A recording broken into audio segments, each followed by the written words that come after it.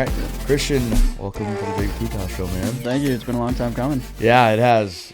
We got a lot of good topics today. That is for sure. We're gonna rip a lot of hockey topics, which is good. We got Olympics coming up, which is going to be hopefully epic. But we'll go through them really quick, and then we'll kind of tackle them one by one. So we're gonna go over, opening current events and tournaments. We're going to go into season highlights and drama. So lots of drama here in the NHL season coming up to a close. Should be a good time to talk about that. For sure. Hot takes and team spotlights. So overrated, underrated players should be a good topic there. Might be some hot topic there. We'll see what names come up. We got trade rumors and all that jazz. Not much going on there, so that'll be a quick one. We got refereeing and rule debates, which should be a very good topic. Rule changes we think would be best, rule changes that we think are better for the game, worse for the game, that kind of jazz. Off-ice buzz, so celebrity and power couples. I think people know who we're going to talk about there. Couple good ones out there. A little Tate McRae action might be mentioned. Little Jackie Hughes. So stick around for that. We're going to do now versus back then, the evolution of the game. So some pre and post 2000s era hockey players and what we kind of think of those. We're going to go to broadcasting and future improvements to watch the game better. So what can get people into watching the game better? We're going to look ahead to predictions and upcoming events. So our upcoming Olympics that's coming up, our Stanley Cup Championship that's going to be a little bit, and we'll kind of wrap it up from there. So let's go into our first topic, which is our current events and tournaments, which starts with the World Juniors Tournament. Yeah, that's So first of all, what is the World's Junior Tournament? Let's because not everybody knows what that is. Yeah, so a lot of it is usually it's sub 18, so U18s and younger, but essentially it's guys it's your young guns coming up. So if you guys remember a while back, the Hawks drafted Kirby Dach, let him go back to play for Team Canada, and he ended up breaking his wrist, and it was just a terrible injury, and it's like you hate to see your young player that you just drafted third overall go over there, and then, now he's out for a good while, and he ended up not being anything. But essentially it's just see like all the young top prospects play against each other, and like they get to play for their respective countries, so there's a little bit more grit going on, and definitely those guys want to make more of a statement, to say the least. I mean, that's what it's about, right? Playing for your country. Yeah. How do you get selected for that? Is that like hockey high schoolers, or is that like pro? Like, is there travel leagues that get selected there? Or how do you get selected into that? Is there U.S. national program? Yeah. So like the OHL, you can play when I believe it's 16. If I'm not mistaken, I could be wrong about that, but a lot of it is just like being the top player in that district, in that country. Obviously, like Bedard played for a couple of years. Crosby, he left home when he was 16 to go play junior hockey. So junior hockey in Canada is a lot different than here in the U.S., where you're going to get paid to play in the U.S. for sure. But if you go play in the OHL or you go play semi-pro or juniors in Canada, you lose your eligibility for NCAA. So you can't come back and play college. You're officially a pro player at that point. Interesting. But that sparks one of the hot topics that I think, well, now the players are getting NIL money. So what's the difference? So even with the NIL money, they can't come back and play again? As far as I am aware, that could have been something new, because the NIL stuff is so new, especially for hockey. I mean, you see it in football and basketball. Those are the two main sports for college. But yeah, now with NIL money, it's like, why can't those guys go play in the O and then come back, and if they want to get a college degree for 4 years? Now, 9 times out of 10, if you're going to play for the O, you want to make the NHL. You know what I mean? So you're making a pretty strong push for that. But if you don't make it and you're like 22 years old and you're like, okay, well, I still want to play hockey and I want to go back to school and get a degree. Right. Like, why would I not be able to play hockey and develop a team as well as play for them, and then do the sport you love, and then get a degree in a future that way? 100%. You know what I mean? Like, youth hockey is so expensive nowadays. You're talking tens of thousands of dollars for however long, let's call it 6 years or so. I believe it starts at squirt. So, you're paying 6 to 10 G's up until they're almost 18, you better hope at least you're getting a scholarship, a D1 scholarship. Even if you're a third liner, fourth liner on Michigan, like your college is getting paid for, right? At least you hope so. Interesting. So I just looked it up, and Yeah. I looked up, can pro basketball players go back to college ball? And it says, yes, pro players can go, especially from the G League or overseas, can now return to college play thanks to NCAA changes, blurring the lines between pro and amateur sports, making it attractive due to NIL money and other factors, with players like Thierry Darlin and London Johnson already making the switch through specific eligibility still hinges on not signing NBA contracts and meeting academic rules. So similar to, it might be NHL. Yeah, see if it's NHL. See, because I know NHL, hockey was the biggest talked about, because I don't know if it was like going to play pro in another country is what made it, but the G Leagues got overseas, right? Or they even said in that answer you gave, they said you can come over from overseas league and play college again. Yeah, so it says, yes, pro hockey players can go back to college, especially with recent NCAA changes, August 2025. So not even like 3 months ago. The change allowing had to. CHL players and others who receive minimal compensation beyond actual and necessary expenses to regain NCAA eligibility, opening doors for players of pro experience in leagues like the AHL, ECHL to join D1 programs. Though it still requires meeting academic standards and careful navigations of NCAA rules. Yeah. But it says players under contract with significant professional salaries like NHL deals are generally not eligible under these new rules. Yeah, so like for instance, if oh my gosh, who did the Hawks just draft? I can't think of. He plays high school football. He just had a good... the Blackhawks? Yeah, the Blackhawks just drafted a kid out of high school. So he's playing high school football right now. Apparently he's pretty good. So he might make a change where if he were to go to college first and then come play... Is it Mason West? It is Mason West, okay. Yes. So he's a college football... Or he's a football athlete as well, and he's also getting looked at for football, college football. College football? Yeah. Okay. So with that being said, if they were to go and play the NHL... and he would go play for the Blackhawks and then try to go back to college at 19 or whatever, he wouldn't be able to. But it's cool that they finally made that change to where, hey, if I go play in the O, which is just junior hockey, and yes, you're getting paid, then yes, you used to not be able to come back and play college. I don't know what the difference between a significant salary versus needs and expenses are. That's kind of a blurry gray line. It definitely is. What if you live in New York? I would say it's going to be your top leagues. So your ECHL. But what if you live in New York, though, and your rent is way higher than someone who lives in Minnesota in the suburbs? A lot of the junior kids stay with Billard families. So, like, if your parents were to let a kid, hey, this kid's going to come play for the Chicago Steel. They play out of Fox Valley. So they're the USHL. So United States Hockey League. That's like the top junior league here, you could argue. But that's one of the top leagues here. If you had a kid that was coming in from another country or another state and, hey, we need a spot to stay, and your family was like, we'll take him in. Well, now he doesn't have any rent. So a lot of see, so it gets... So then if he gets paid, like, say, $2,000 a month, nothing even crazy, that covers, say, a car payment and food and more. Sure. Like, extra. Yeah. And that, so would that be considered... I'm sure there's got to be... I'm sure it's over $1 million or something like that. My guess is like entry level. So an entry level contract in the NHL right now, I think he's $925 or $975. Let's check it out. NHL entry level contract. Interesting. It says 3 years for 18 to 21, 2 years for 22 to 23, or 1 year for 24. And around $950K max base. Yeah. So if it's above $950K, that would make sense. If it was above the base, then that would be my guess. Yeah. Okay. So they could be making like $750K. See how much Connor Bedard made when he was playing for the Erie Otters. See what his contract was. I'm curious. Connor Bedard contract for Erie Otters. ERIE Otters.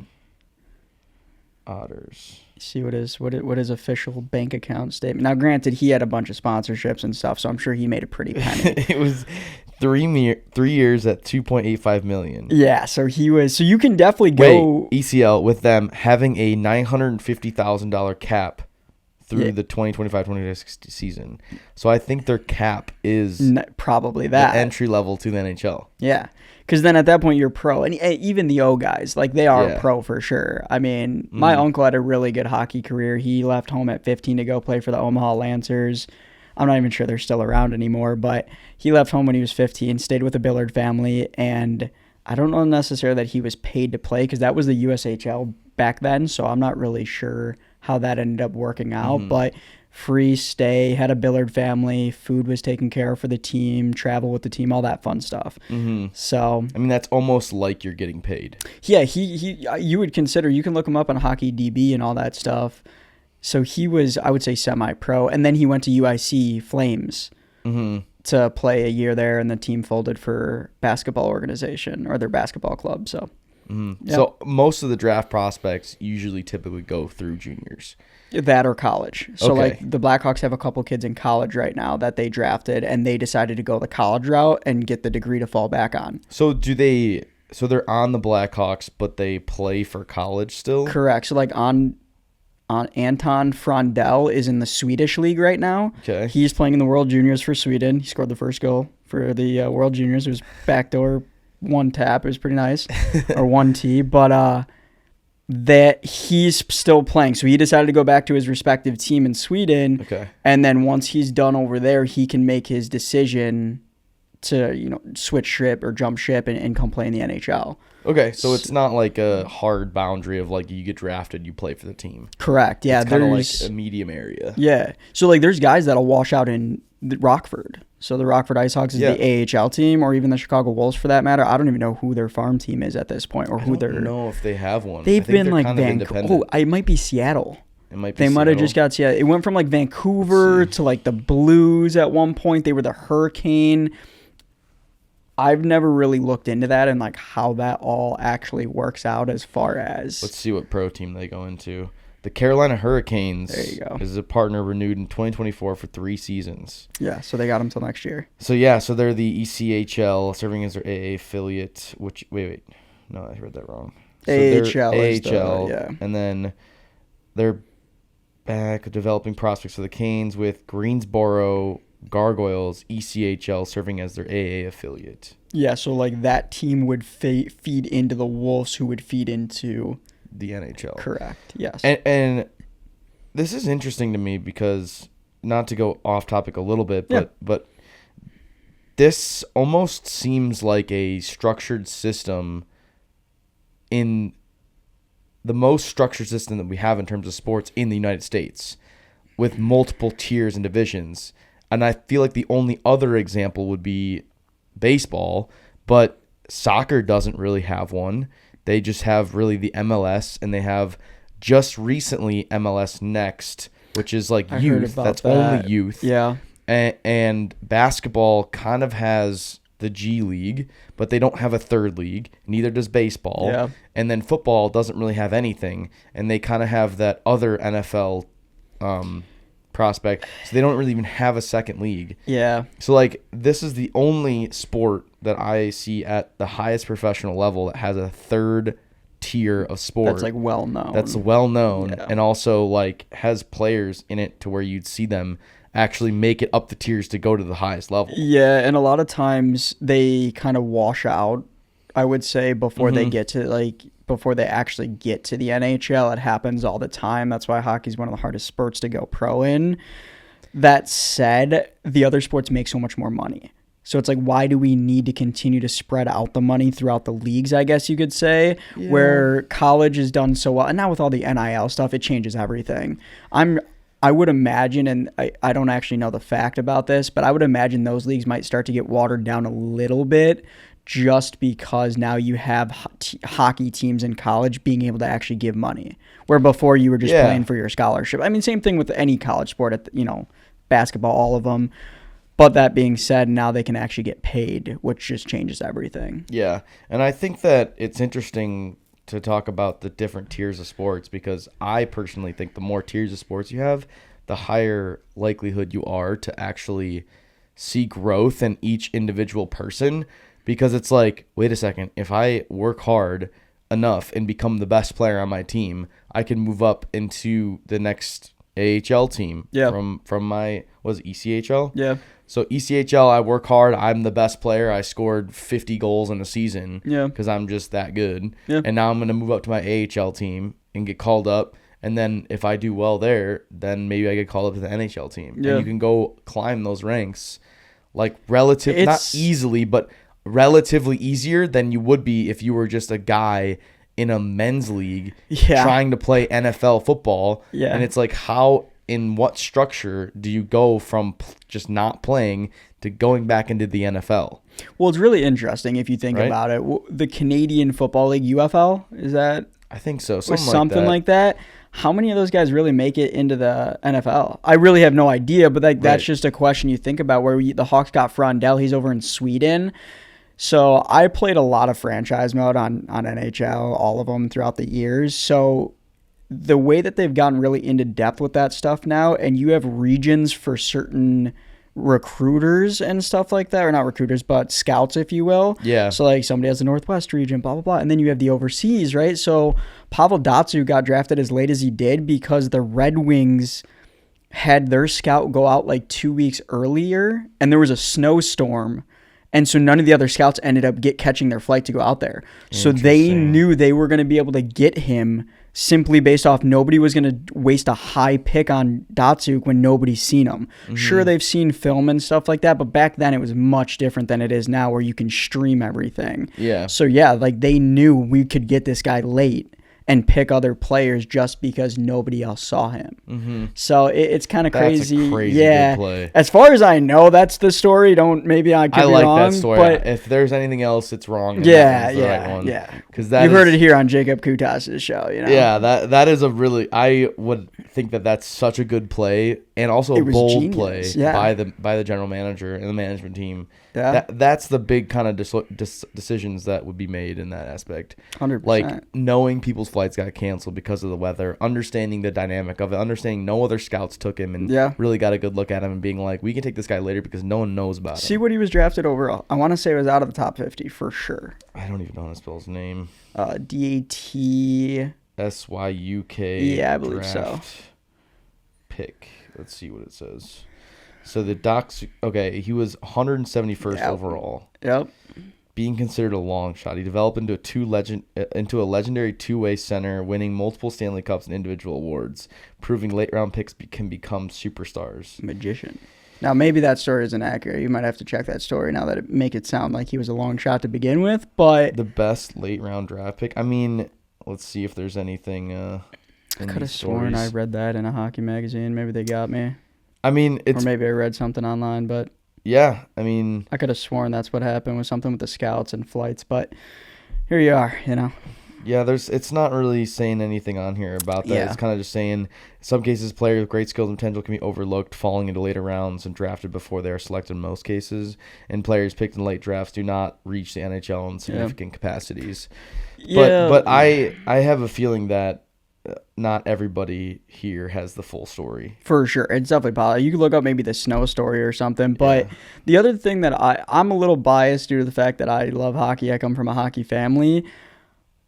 I think that the top picks in the NHL are really your top guys. Now, you have Datsyuk stories. You do have those stories where later first-round picks do end up making a big impact. There is a snow story, by the way. Hell yeah. That's what I thought. Pavel Datsuk's snow story involves Detroit Red Wings scout Hakan Anderson getting stranded in Moscow's snowstorm while trying to see Datsuk play in 1998, ultimately leading to a last-minute draft pick. The storm canceled Anderson's flight, forcing him to rely on his initial observations of the overlooked Russian prospect playing in Yekaterinburg.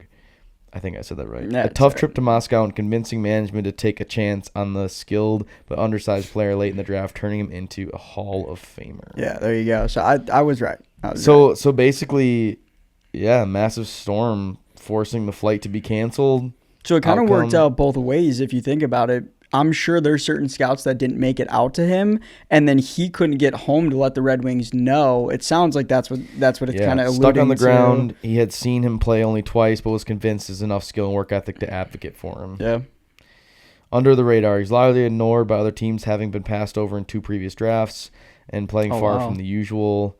And, yeah. That's crazy. His I didn't gamble even paid know off. It sounds like the scout just did a good job, but I like the other story better. I think that's good. There was still a snowstorm. There's still snowstorms. Yeah, exactly. There was still a snowstorm involved. All right, so let's move on to topic number 2, which is the 2025 season highlights and drama. Okay? So we can go over some of the filthiest goals. Well, the hottest topic right now is going to be Quinn Hughes going to Minnesota. Quinn Hughes going to Minnesota. Massive. Probably arguably one of the best defensemen in the league. Young.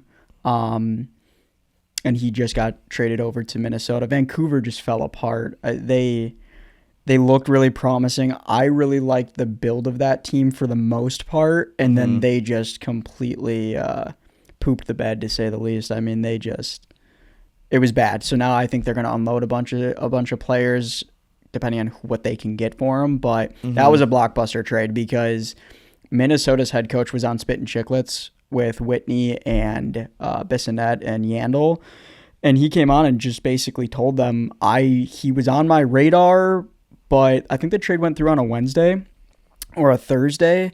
And he said I had called on Monday because they were asking how long had you been eyeing Hughes for, because that's a massive trade. He's like, literally Monday. He's like, I called them and asked what they were asking for. And then he started looking at what he had as far as what he could give up and so his assets. That's the word I was looking for. So he started looking what I got. Does it fit? And he's like, well, I've got everything they need. Let's possibly make something happen. They said they didn't even counteroffer. They accepted the offer right away. Wow. So they had, I believe, 2 really good young prospects go over. They had a first-round pick over, and they had another well-established or maybe promising younger, not prospect, but he was already on the team, and he sent him over. So it was a massive move. And then he scores in his first game as a Wild, Minnesota Wild. Yeah. So, yeah, it was wild. Pun intended. Unironic. That was pun intended. It was crazy. That's one of those trades where it's like, do you spend the money in the picks? Yes. And when you do, you get rewarded for it because, sometimes these players are worth more than they actually are traded for. Yeah. And when you spend the money on a player like that where you just know, like, I know this guy is going to be good. Minnesota's been that bubble playoff team, to say the least. They just paid Kaprizov, he's the highest paid NHLer, $17.5 million, which sounds so little compared to the other sports like the NBA and the NFL. Mm-hmm. But with that being said, that was a massive contract. So they signed their big superstar who's been good for them. Now you get Quinn Hughes on the back end who's just electric, and it's like maybe they make that big over-the-hump push. But that'll be the tell. It's like you gave up a lot. Do you make your run to the Stanley Cup this year or at least like the conference final? So it'll be interesting to see. But I love Quinn Hughes. He's also a U.S. kid. So. Mm-hmm. And one thing I want to talk about as well is the GOAT, in my opinion, but we can get into that debate a little bit later. Okay. But do you think that Ovi is going to get to 1,000 goals? Wow. I think, man, he's 44, I think. 43. His birthday was 40. He's only 40. He's 40. He's born in 85. Yeah, September 17th is his birthday, right? Yeah, so he turns 41 in the next year. I always said I didn't think he was going to break the record to begin with. As he got closer, I'm like, okay. But I think it was just inevitable at that point. Yeah, but he has 912 goals as of this moment right now. So you still need 88 more goals to break that record. If he can get 3 more seasons. If he can get 3 more seasons, you think it's happening? How many goals does he have this year? This year? Mm-hmm. Let's do. He's fallen off a little. Oh my gosh. He's fallen off a little bit. As far as I remember, he's got 15 goals this year. 15 goals in what, 39 games? 38 games. 38 games. So if he goes 82 games. Well, it's 84 now. 84. So now you got a longer season. That's what I'm saying. If he can stay healthy. And if they make the playoffs, he can score more goals. So even if he doesn't make the playoffs, 84 games, say he scores in half of those, that's. So he's about almost halfway through the 42. season. Let's say he hits 30. Yeah, I think he could do it. So that's 42. If he gets 3 more years and 30 goals. 30, that's 90 right there. So he he needs there. 3 more years of 30 goals. Yeah.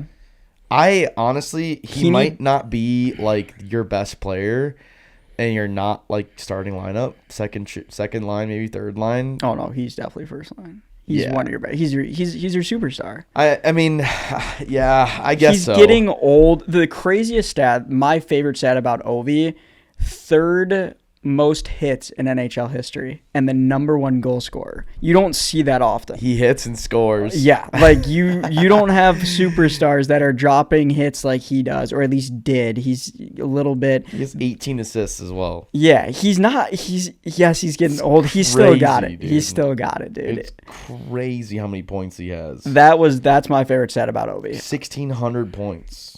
His plus or minus is 65. Yeah, that's nuts. Is that lifetime? I think so. Yeah. His career. I believe it. 65. Early in his career, he was not a back checker.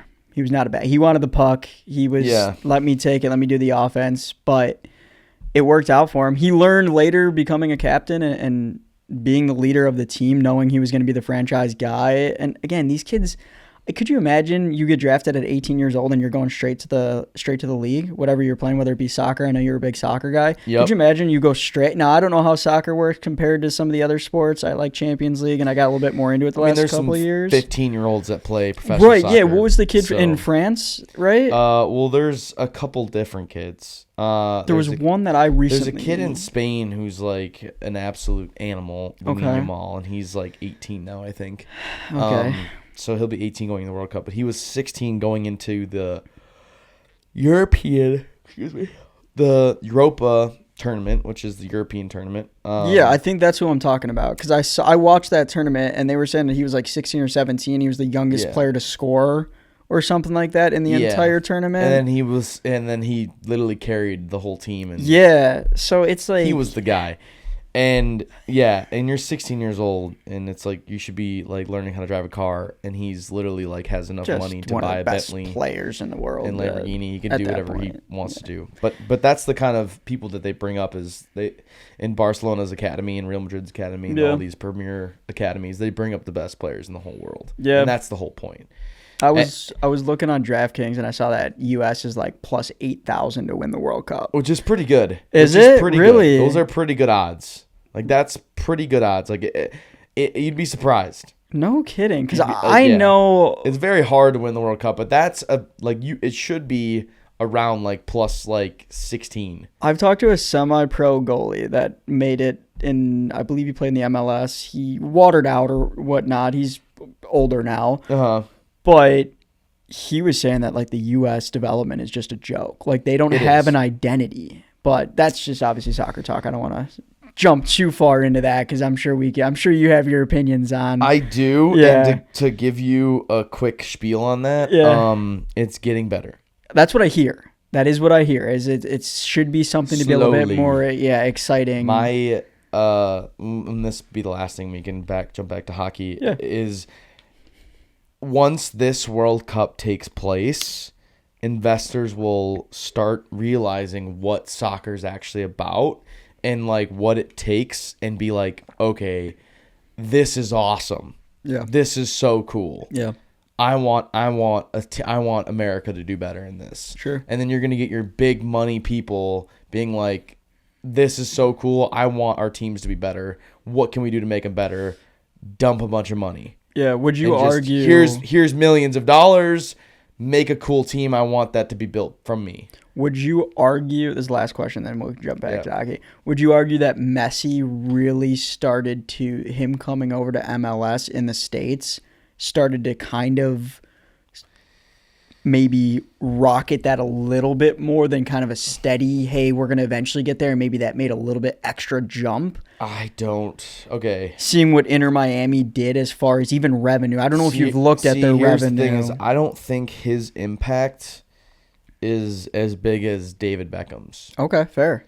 I wouldn't know, so that's why. In terms of business, David Beckham has done more for U.S. soccer than Messi. I have heard that. In my opinion. Yeah, I definitely have heard David that. Beckham introduced... Well, he didn't introduce. He basically came over here and was like, what's going on? Where's the academy kids? Right. Where are the academy players? He's like, we don't have academy. Yeah. We don't have any academy. Yeah. There's no ECHL. There's no lower level to bring up for people to actually go into kids. Professional sports. It's all pay to win. It's all pay a bunch of money to go to an academy team, which is $5 to $6 grand a year, $4, $5, $6 grand a year, and then you get the opportunity to potentially play at a level that's good enough for you could get scouted by a specific team. Now, fast forward to now versus when David Beckham came in. Sure.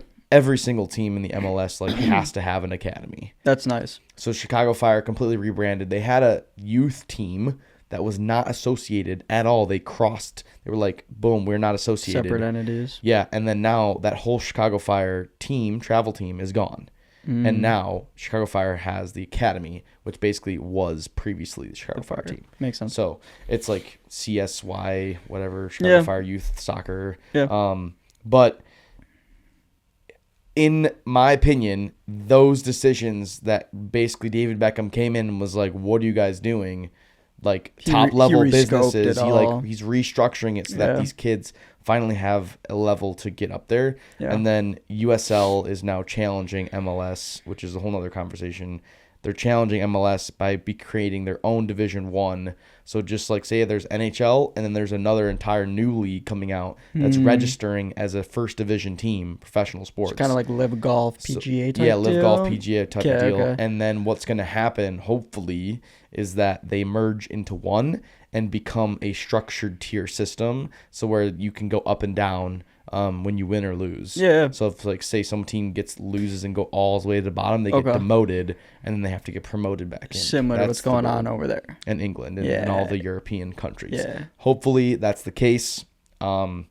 There's a lot of restructuring that needs to happen in that aspect, but I think that once the World Cup happens, soccer will change. Maybe jump a little bit, so, especially in the States. Yeah. All right. Who is the dirtiest player? Oh God. Who do you think the dirtiest player is in NHL right now? Listen, I don't know any of these players. Let me preface that, but I can't stand Matt Rempe.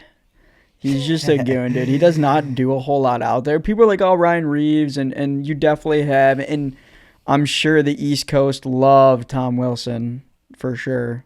It's completely sarcastic. They hate his guts. But I feel like Tom Wilson has definitely grown as a player where he's got a little bit of skill. Not a lot, but he's got a little. Matt Rempe does not do anything, dude.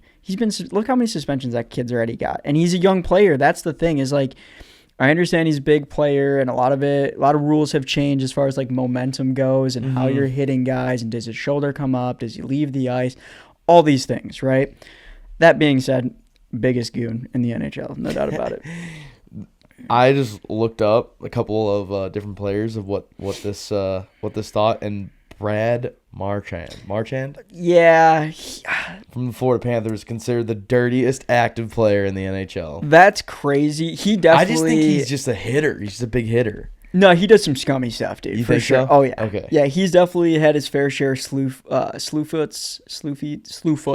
I think another big thing is he has such an impact on the game. Like, seeing that as like a casual fan, for a guy that was a smaller growing up, and I mean still smaller now, but a smaller player, he's talked about that before. He's like, I had to make any bit of impact on the game when I wasn't making an impact on the game. Right. And whether it be licking guys' faces, is that something I'm into? Not exactly. But he found a way to get it in, and he draws a penalty. And he's, they go on the power play, and he finds his ways. I wouldn't say he's... So he licked somebody on the face? Yeah, it was in the playoffs. I'm sure you can find the clip. Yeah. He literally I think it was against Tampa. I can't remember. This was a couple of years ago. But yeah, look up Brad Marchand licking player, playoffs or whatever. But yeah, he licked some guy in the face, and then the guy punched him in the face, and I believe they went on the power play for it. I don't know what penalty you give for licking a guy on the face, maybe an unsportsmanlike, but I don't believe he got a penalty for it. All right, we're gonna play real quick.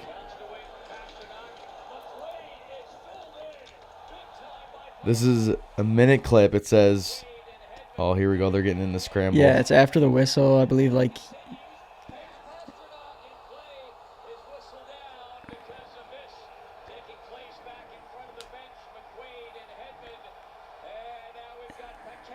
Oh, man, they're just fighting? Yeah, and then, so, like, he licks his face, and then they get into it, I'm pretty sure. Is it against Tampa? It's against, it's the Boston Bruins. He's on the Bruins, though. And it's versus, I think the Lightning, yeah. Yeah. I want to say it was, like, Brandon Hagel. Yeah, Lightning. Yeah, I want to say it was, like, Brandon Hagel, maybe, if I remember correctly. Or it might have been Ryan. This is hilarious. You see it? So he slams him. Oh, he slides underneath him. Yeah.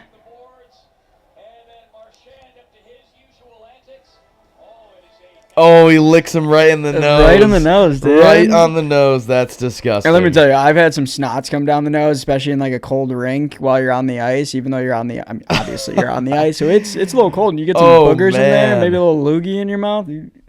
No, thank you. Dude, he just straight up, like, they go head to head. And then he just licks him right in the... Yep. That's crazy. Yep. So it's like... That's not something that goes through my head in any sporting event. No, I mean, at that point, a lot of guys are like throwing a jab in the face, especially in the playoffs and stuff like that. Yeah, but it's just a personal space bubble. You just wild broke it. Thing. They just had the Tkachuk brothers. I don't know how you feel about that. I mean, I love them. I think they're pretty dirty as well, too. But yeah, that's fair. That's a fair assessment. Yeah. They're another two brothers that make an impact elsewhere when they aren't making an impact, if that makes sense. But, right. I mean, to kind of go over a little bit of Four Nations, I know we're going to get into a little bit more Olympic hockey and stuff like that, but to kind of bring in, like, that whole fight that happened and stuff, and they were joking around in the group chat with, who was the other guy that fought? It was the guy from Vancouver. I can't think of his name right now. Yeah, the Four Nations brawl. Yeah, so the Four Nations brawl was the Tkachuk brothers, and the third one was on his line, and that was with the kid. Oh my gosh, I'm drawing such a blank right now, but he played for the Canucks, and I think he got traded. But long story short, it was Matthew and Brady, Brandon Hagel, Sam Bennett, JT Miller, and JT Miller is who I'm thinking about. Parayko. Yeah, and JT Miller bit off a lot. I mean, Parayko's not a small guy, JT Miller's a fairly small guy. So just to touch on that a little bit, like Four Nations and going into that, Canada played a perfect game in the second game, which was the gold medal game, or not the gold medal, but the championship game that really mattered. They knew that U.S. that first game was like, we're going to run through these guys, we're going to get in their head, and it worked. The U.S. ended up winning, and then the second game, they just stayed away from it. They're like, we understand you're going to give us a couple extra shots and stuff in front of the net or in the corner or away from the play. Like, you're going to try to get us riled up, and we're just going to stay locked in. And they did a great job. And, again, obviously, they ended up scoring. But, yeah. Yeah, it was crazy. It was 3 fights breaking out in the first 9 seconds. But the more importantly, it was because of the fact that the Canadians booed the U.S. national anthem, and I'm sure those players sat there and were just riled up. They're like, I'm going to beat somebody. Yeah, and so the funny thing about that is it was in the group chat. So JT, Brady, and Matthew were all joking around about it. And then this was like 2 or 3 days before the game. Joking around about what? Let's brawl. Oh, okay. Like, let's fight at the opening face-off. So it was a joke. And then JT Miller, of all people, like, smallest guy out of all 3 of them, was like, yeah, so we're doing this, right? Like, who do you got? Who do I got? And so, like, this was all pre-planned before the booing of the national anthem. And then I'm sure that probably got everybody amped up. But, yeah, Brady talked about it, I think, on Chicklets.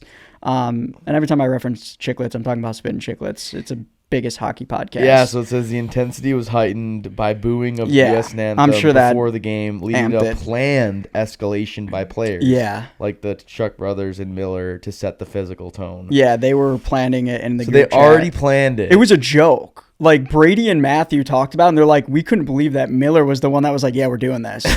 So, like, yeah, this was a day or two before the Saturday night that they played Canada, and they're like, yeah, let's start a brawl. Like, why not? And it was just a joke. And then they went into it. And it turned into that. Miller's like, we're doing it. We're doing it. Yeah. That's some of intense. The clips and edits, like, obviously Canada won it all at the end of the day, but, like, some of the clips and the edits that that came from that was just electric. Freebird over the edit and stuff, and you Yeah. got Brady high-fiving his Or brother. Linkin Park. Yeah. The Linkin Park edits. Yeah. With like the bear and the bald eagle Dude, and so good. bears fighting bald eagles flying over and like fast cars. Yeah. I forget what the edit's called. Have you seen the clip of his dad talking about it? No. Like in the moment, he's like, he saw Matthew go because he was the first fight, and then he turns to his wife and their mom, and he's like, "It's not done yet." And she's like, "What do you mean?" Like, they have him mic'd up. I don't know how they got it, but they have him mic'd up. And he's like, "It's not done yet." And she's like, "What do you mean?" Like, she's like, "What?" And then Brady went, and he's like, "Yeah." He's like, and then Miller went. It was crazy. It was the most electric thing I think I've witnessed away from like the Hawks Cup run. Yeah. Because we had season tickets, so we went to like a playoff game each round, and then we would sell the other ones. Away from that, I mean, and I was like 9 when they won their first cup, so like I didn't understand like how intense that was. Yeah, like I didn't really understand what that meant. Like I loved sports growing up, but like what was the championship, right? Like what was the how hard is it to actually get a championship? Yeah, and so then like I really got into hockey at that point, away from already being in a hockey family. I was like, oh man, like this is sick. Yeah. And then I've just watched every playoff run. And then you realize when you don't win how hard it is to actually pull off. They say the Stanley Cup is the hardest to win, hardest championship to win, and it's mainly because you're 7 games throughout the entire playoffs. This isn't playing for a wild card, play one game. And some people will argue, I guess this will kind of be one of our hot topics, some people argue like, well, you get 7 chances or you get 4 chances, right? Where an NFL game you get 1 game. So that's a big, I won't say controversy, but a lot of people are like, how is it the hardest? You get 1 chance when you're playing for the Lombardi Trophy. Yeah. And it's like, because these guys are playing through, not saying the NFL guys don't play and some of these best athletes don't pay through injuries, but hockey guys have their fair share. When you can punch someone in the face and it's legal and you only get a 5-minute penalty and you could go play again in the same game. Yeah. Like, or sometimes in the playoffs, that stuff's not even called. I mean, Marchand didn't even get a penalty. You're licking a guy and then brawls break out and nobody gets a penalty. Yeah. Or you get a small 2-minute penalty and you go right back out there. Yeah. Or they're just like, hey guys, break it up or else we're putting you in the box for 5 minutes. So, I mean, the amount of line brawls I see growing up, I remember Philadelphia and, the Capitals, or Philadelphia and Pittsburgh, and then Pittsburgh and the Capitals, like those guys, they would be bench clearing brawls. I remember it was like, oh man, it had to have been like early 2010s, I believe, when I really got into like watching every hockey game or every playoff series. I remember at one point Philadelphia, and I think it was the Caps, they had like 8 guys left on the bench. It was towards the end of the game, but the game had just gotten so out of hand that they just started saying, hey, like you're done for this game. Like, go to the locker room. And I want to say each team had like maybe 10 guys left, maybe 11 guys left. So like to have a whole line and a half gone out of a game is insane. Yeah. But, yeah. Yeah. All right, we'll go to the next topic, which is hot takes and team spotlights. I guess it was kind of perfect timing. So yeah, I mean we're transitioning perfectly into that. So let's I like this. Let's go over teams first. Okay. Who is the most overrated team currently in the NHL? I guess it depends on what your criteria is for overrated. People think they're too good, but they're actually trash. I see. I like to put it in. I'm more of a category of overrated of like who's playing above their heads. Gotcha. Versus like who's, because I would say that's my take on like the overrated is, and I think the Hawks are one of those teams, unfortunately. Really? Yeah, and you're starting to see it. I mean, they lost Connor McDavid, so that's like a fair, and they just went massive. Yeah, they've lost 6 in a row. They won their last game. Or they won last night in a shootout in Dallas, which was they were a heavy favorite. But I would say the Hawks, it's just teams that are young and like have that potential, but they're just not there yet. And everybody was really excited, including myself, the beginning of the season. But I just kept reminding people, I'm like, this is awesome. Enjoy it. Bedard is having an absolute breakout year. But with that being said, just keep in mind, we have 2 extra games. It's a long season. Like, how long are these young kids are really going to be able to withstand this, like, level of play that they're at right now? But I'm excited for the Hawks. I would say the Hawks are pretty, I don't want to say overrated because most fans know, like, hey, this isn't withstandable. It is one of the commonly mentioned names. There are 4 others. There are 4 others. What do you think one of the 4 others are based off this Google? Seattle? Anime? Seattle is not one of them. Not one of them. Maybe they're not thought of too highly. I think they're a sneaky team. That team's really that's different gritty. than being like overrated. Yeah, like they're a team where those guys are basically that nobody wanted them. Like that's what that team is essentially. So almost underrated. They're like underdogs. A little bit, yeah. I think like they're still. Did they make the playoffs last year? I feel like they were right there if they didn't. But okay, so there's 4 other teams that I'm missing. So the Hawks. You're gonna laugh when you hear these. Hurricanes is one of them. Yeah, I'm trying to sometimes seem overrated because they dominate in the regular season but can't consistently reach. Toronto Maple Leafs are for sure got to be on that list. Toronto Maple Leafs are on there. As soon as you mentioned can't get it done in the playoffs, they had consistently high expectations for the Toronto Maple Leafs. Massive market, but often fall short in the playoffs. The biggest market, leading to fan and media frustration. We'll touch on that. And then there's 2 more. Okay, so Dallas Stars, I want to say maybe. Nope. No, okay. I feel like they finally got over their hump where they're like legit. Like they actually have a steady team now where like they finally got that jump. Other overrated teams. This one's really funny when you hear this one. If the Vegas Golden Knights is on there, I will be shocked. Okay. No. Do you know what like division or conference? West Coast, East Coast, like give me East Coast, both of them. Oh, Capitals. Nope. No. Okay. One's in the north and one's in the south. If it's Tampa or the Panthers, gotta be for sure. It's the Florida Panthers. Mind-boggling. Granted, they just went back to back. Yes. Like so, that's interesting. And then the other one's the Northeast. Penguins? Nope. Northeast. This one, I don't know if this Islander. One's exactly, I feel like if Boston Bruins are on this one's there, a wild card, to be honest. Is it really? Yeah. Shit. You guys watching this are going to be like, yeah, this guy went through the entire division. Okay, so I named Caps. I didn't name the Islanders, did I? No, but it's not the Islanders. Okay, hit me with it. It's the New York Rangers. Oh, I should have known that. That's a fair assessment as well. Damn, I'm kind of mad at myself. It says large market, big spending, often deep in the playoffs, but held to an extremely high standard. Yeah, I mean, Kane going over there. I remember when Kane went over there for a second round pick. It was just so devastating. But yeah, that makes sense. They had a really high expectation when Kane went there, and I think they got first rounded, if I'm not mistaken. Yeah. So now let's go on to overrated NHL players. Ooh, I don't even know if I could. I honestly don't know if I could. Honestly, what just popped up here is actually insane. They're going to have like Crosby on there or something. No. Okay. Not exactly. Not exactly. Okay. But in the same realm. See, that's wild. A little bit younger. Are they going to have like a Matthews in there? No. No, I feel like he's established. I'm trying to think of like names that would be like, is Bedard on there? Identifying overrated NHL players is subjective, but common names debated include Connor McDavid. Are you out of your mind, dude? Some say not clutch enough despite talent. I'm going to get heated just hearing that. The guy was down 3-0 in the Stanley Cup final, and I don't care that he didn't have a point in Game 7. He brought that series back. We were at the single-handedly. We were at the bar with PJ and everybody. I can't remember what bar it was that we were at when we were watching. Prospect, I think. Yeah. Yeah, and we watched him absolutely destroy. That series was so over. I mean, I think that he is not overrated. I think he's rated just fine. I think that he just needed that little one extra game. He needed to win one more game or get a little bit of help. Yeah. You know what I mean? Like, hey, guys, I've just been backpacking you the last 3 games. My thing with McDavid is after this year, the pay cut that he took to re-sign in Edmonton for 2 years. That's crazy. The fact that guy's not making $20 million a year, but that debate's over now. Oh, well, he's making too much money. No, he's not. He just took completely huge. So that's done. If they don't bring in help for him, now they just traded for...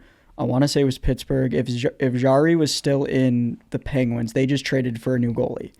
But now that debate's over. Like, you can't blame McDavid for, hey, I just kissed $12.5 million. Yeah, I mean, I agree. For arguably, the best player in the world, in my opinion. But greatest of all time, that'll be a conversation for a little bit later.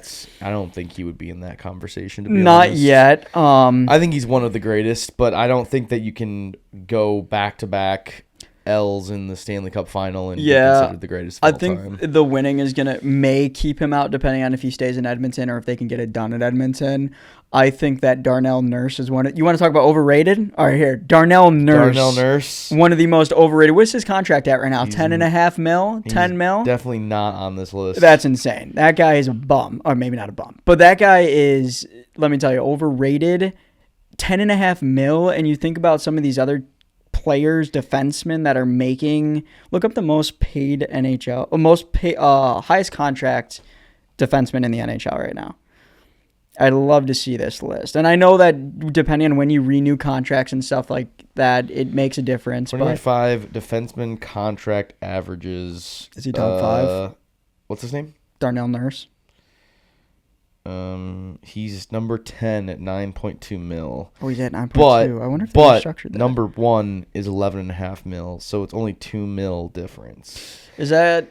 I mean, there's 5 players above him that are 9.5 mil, 9.5. So he could be top 5 if he was 9.6 mil. Yeah, so that's why. And for his productivity, he does get a lot of ice time, and that's a big thing. I mean, Duncan Keith was one of the greatest when it came to being able to be out there for 3 minutes at a time. Yeah, which is nuts. It's insane. But I think he's overrated. I definitely put Darnell Nurse up there. But another person named was Leon Draisaitl. That's McDavid's winger. I know. If I'm not mistaken, and I could be wrong, I'm pretty sure they just broke the record for duo in the NHL for most points together for the 2000. I can't remember what year, 2010s or definitely the 2020s for sure. I think that they just put this on here because they just didn't win.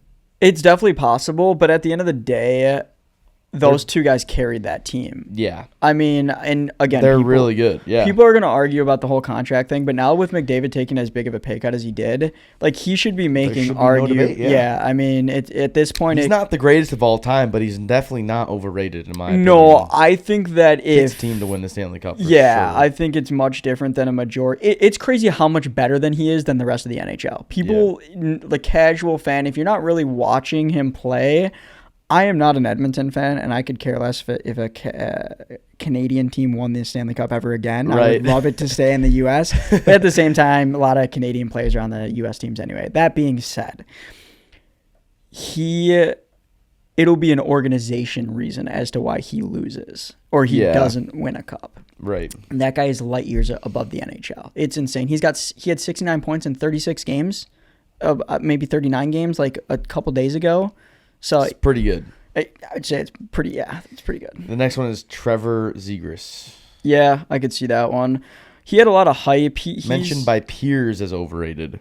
Yeah, that doesn't surprise. He got traded away from Anaheim, so he was a high pick in Anaheim, and he went to... Where the heck did he just get traded to? He said he was concerns about his impact beyond flashy plays, and he's suspect to injury. Yeah, so, God, I feel like I got that wrong. Maybe he is in Anaheim now.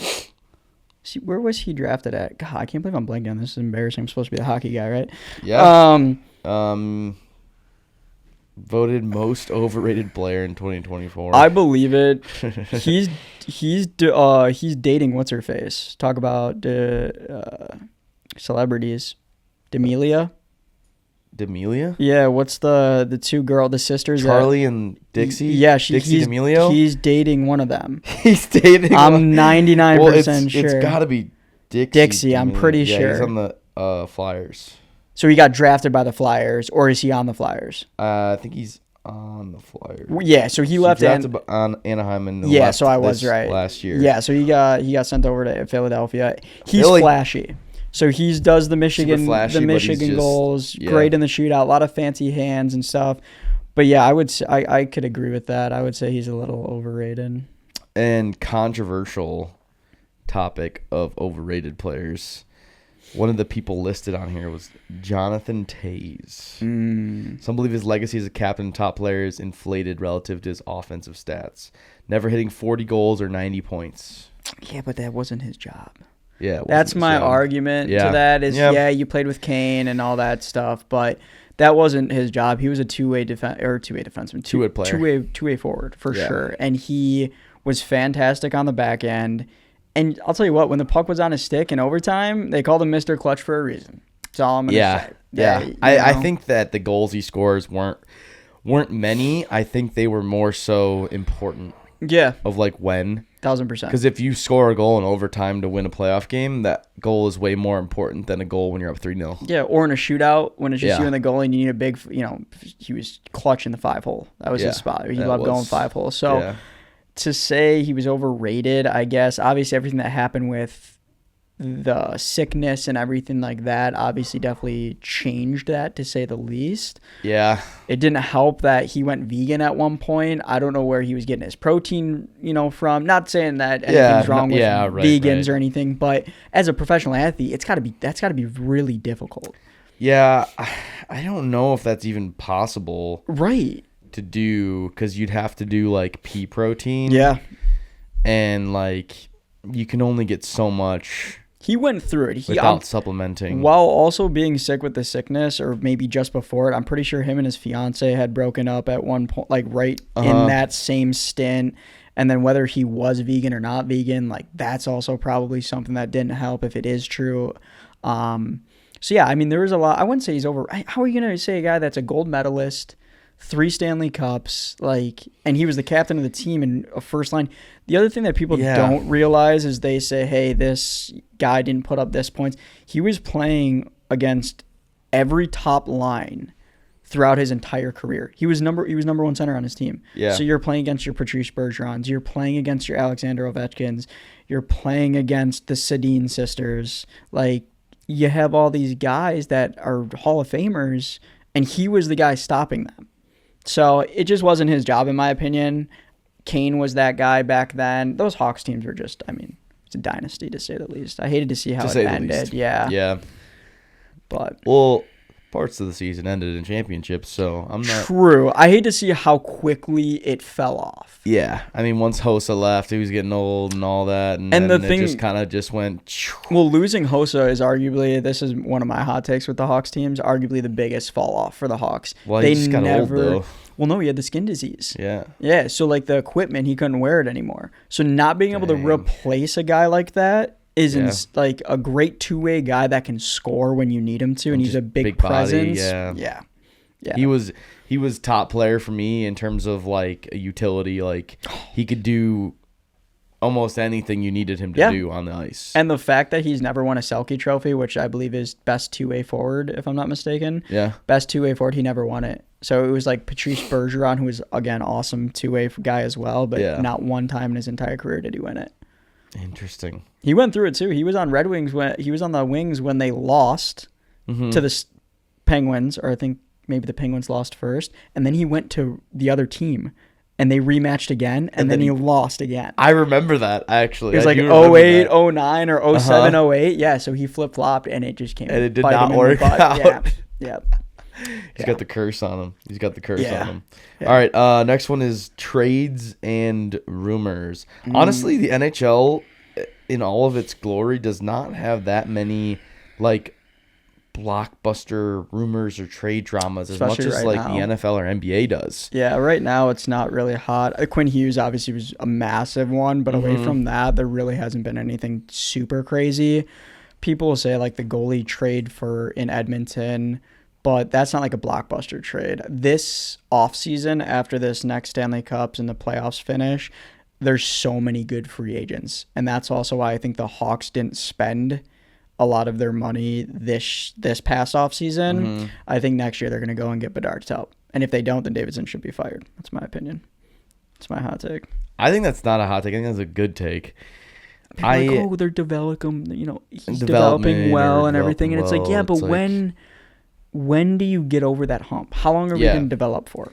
I like the Ben Johnson approach with the Bears. I'm here to win, and I'm here to win now. 100%. I don't wanna wait. There's no waiting. It's I'm here to win. I'm here to win now. Yeah. And like that attitude carried along a long season is tough to have. Yeah.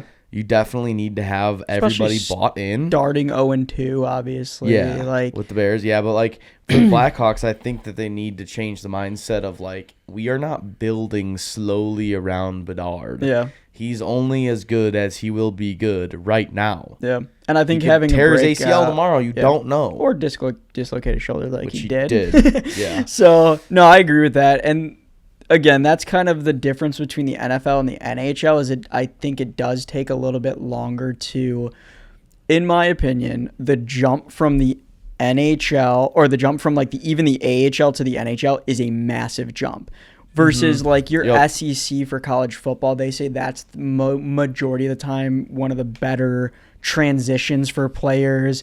Even college basketball into the NBA seems to be. So that's just, again, a little bit biased because I am a big hockey guy, but I feel like even the jump from the AHL, the amount of times that guys have come through the Hawks and not made it is a lot more likely than NFL guys and stuff like that. But I know that's not too much of the topic of trades and stuff like that, but this offseason I feel like will be a really big offseason for the entire NHL. Who's the best free agent that's coming out of this season? I'm pretty sure Ovechkin is. Ovechkin? Free agent. Do you think Ovechkin would slide to a different team, though? He's staying there. Look up like the top 2026 top free agents. There was a list, I think, there was 11 like really big names. Kaprizov, I believe, would have been one, but they obviously renewed his contract. So he might not be on that list, but he was a big name that was possibly going to be moved around. So but top potential is Cale Makar? Cale Makar. He's on Colorado. Probably, in my opinion, the best defenseman in the league right defenseman. now. Yep, best. Artemi Panarin. Yeah. Yeah, he was on the Hawks. Yeah, so please do not go get him. We have a tendency of bringing back guys that are past due and bring them back to the Hawks. Please don't do that. Please not again. Patrick Lane. He's on the Canadians right now. He was a big high prospect. He's a big body goal scorer. Yeah, big sniper to say the least, but I'm not sure. Star center for Vegas. Jack Eichel? Yeah. Oh, really? Yeah. See, I knew there was a couple of big names. So like he could be a good pickup. God, if I saw Jack Eichel in a Chicago Blackhawks jersey, instant pre-order. Instant pre-order. Hey, we already got the money coming in, Blackhawks. Yeah. Just sign them. That's the thing. Alex Tuck. Yeah, Buffalo. Yeah, so he was on solid top 6 forward. Vegas. Yeah, so like I wouldn't mind an Alex Tuck guy. I would love, it'll never happen. I would really like to see an offer sheet on Tage Thompson, and that might be a hot take for some fans because you'd have to probably give up quite a bit. I think he'd be a really good player, like a really good complementary player for Bedard. Yeah. John Carlson. Yeah, he's veteran old. Blue liner. He's old, but veteran. Definitely probably a second, third line center. I don't know if that would necessarily help Bedard. It might, because then you would probably move Bedard to maybe a second center. It depends. John's getting old for sure. Wait, who was that again? John Carlson. I'm thinking of Tavares. I don't know what I'm doing, but yeah. Evgeny Malkin is another one. He won't leave.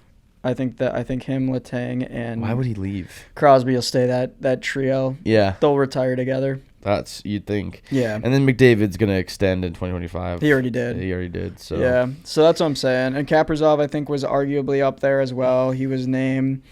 So yeah, you have some pretty big names. I would imagine Eichel's going to stay in Vegas, and that's because after they won their cup, he got the cup tatted with the Vegas logo on his knee.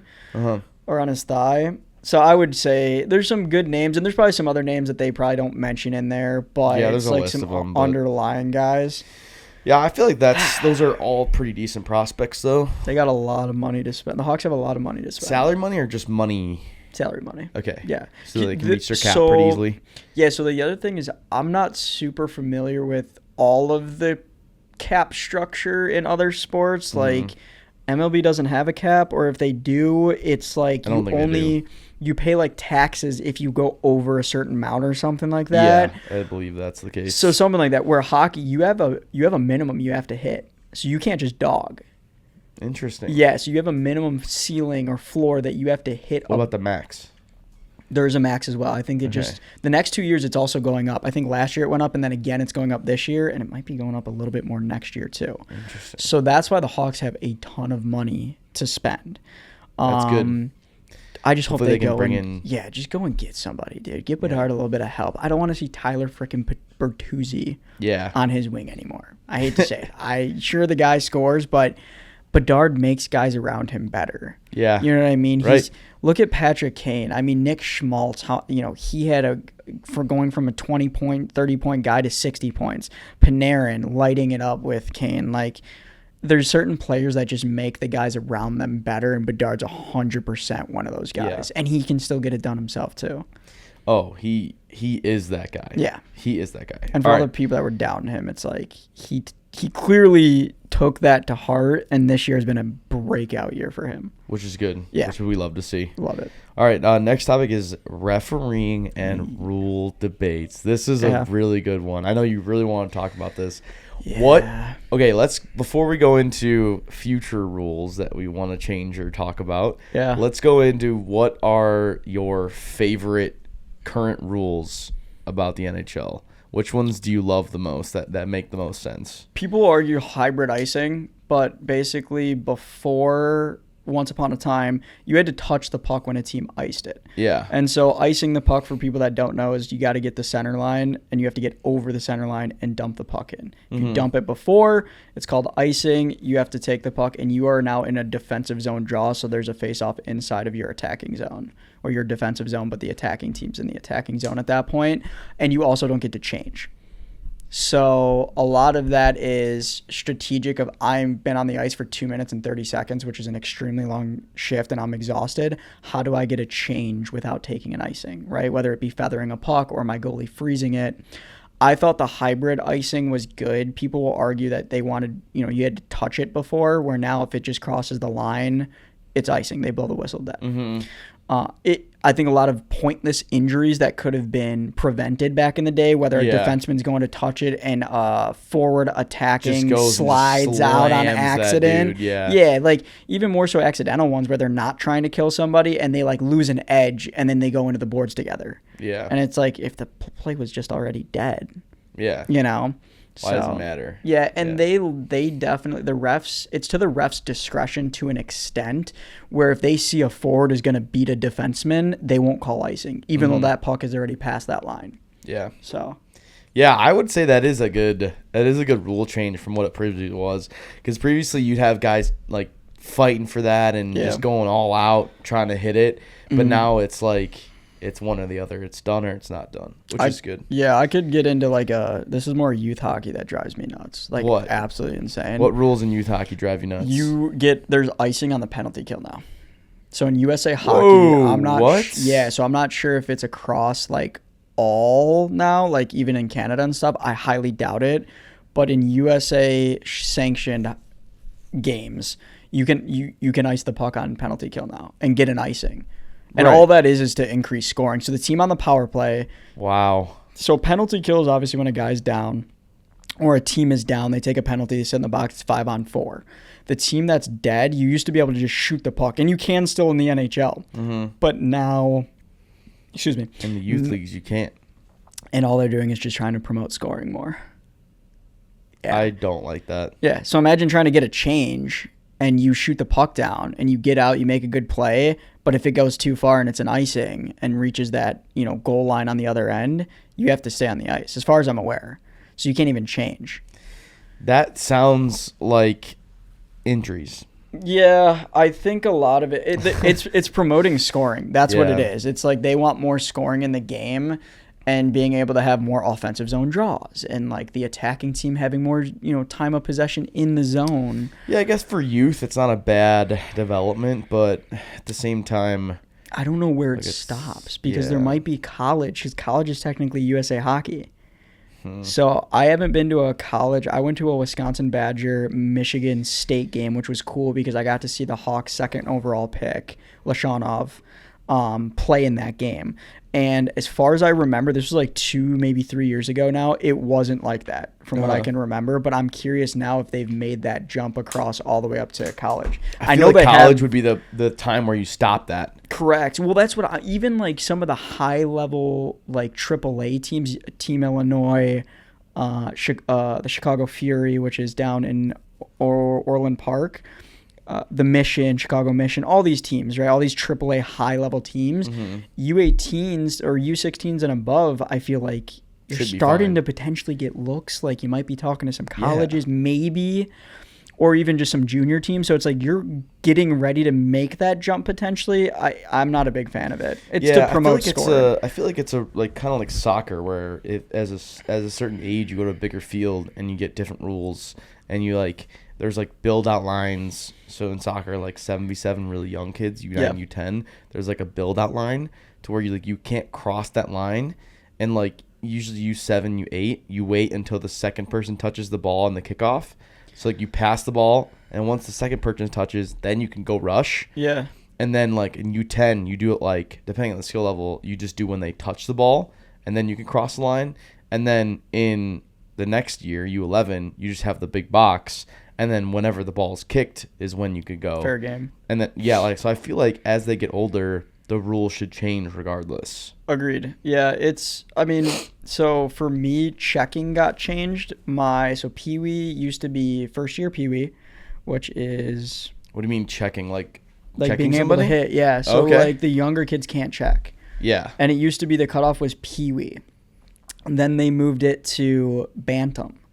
So my first year of Pee Wee, I fell in the perfect year. It was kind of crappy, but my first year of Pee Wee, I could hit. Okay. My second year of Pee Wee, I couldn't because they made the jump that year, that off season. So I had to wait another year to go back to hitting.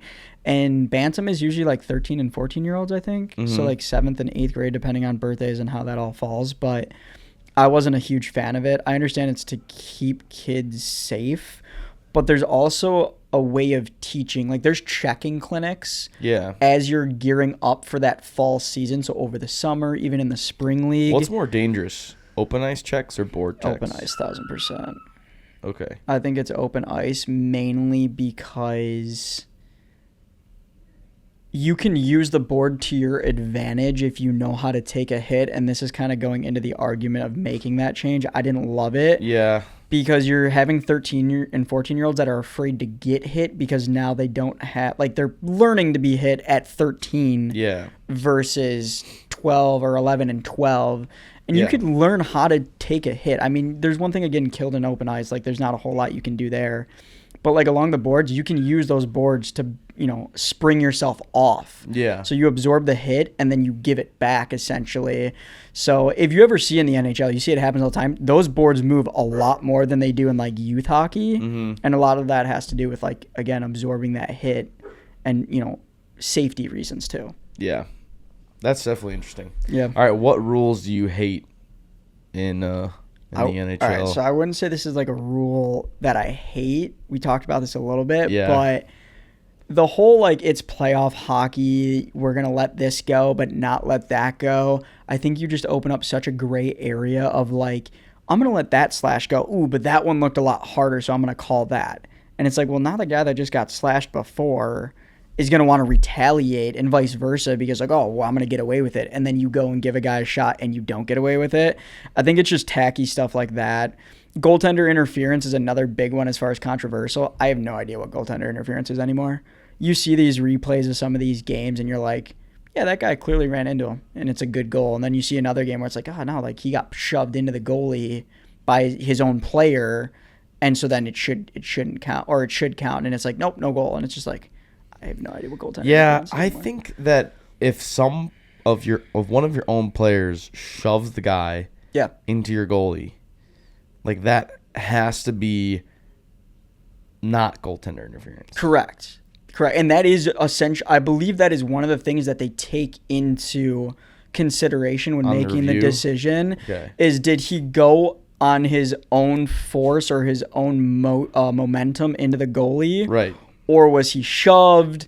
Did he try to avoid contact is another conversation. But goaltender interference, I think, is one of the most like subjective versus objective in the NHL. And I think that there's a lot of plays that have gone either way. I've definitely been on both ends of the spectrum where I'm like, that should have been a goal. And then, I'm betting on a team. And I'm like, that shouldn't have been a goal. Do they review every single goal?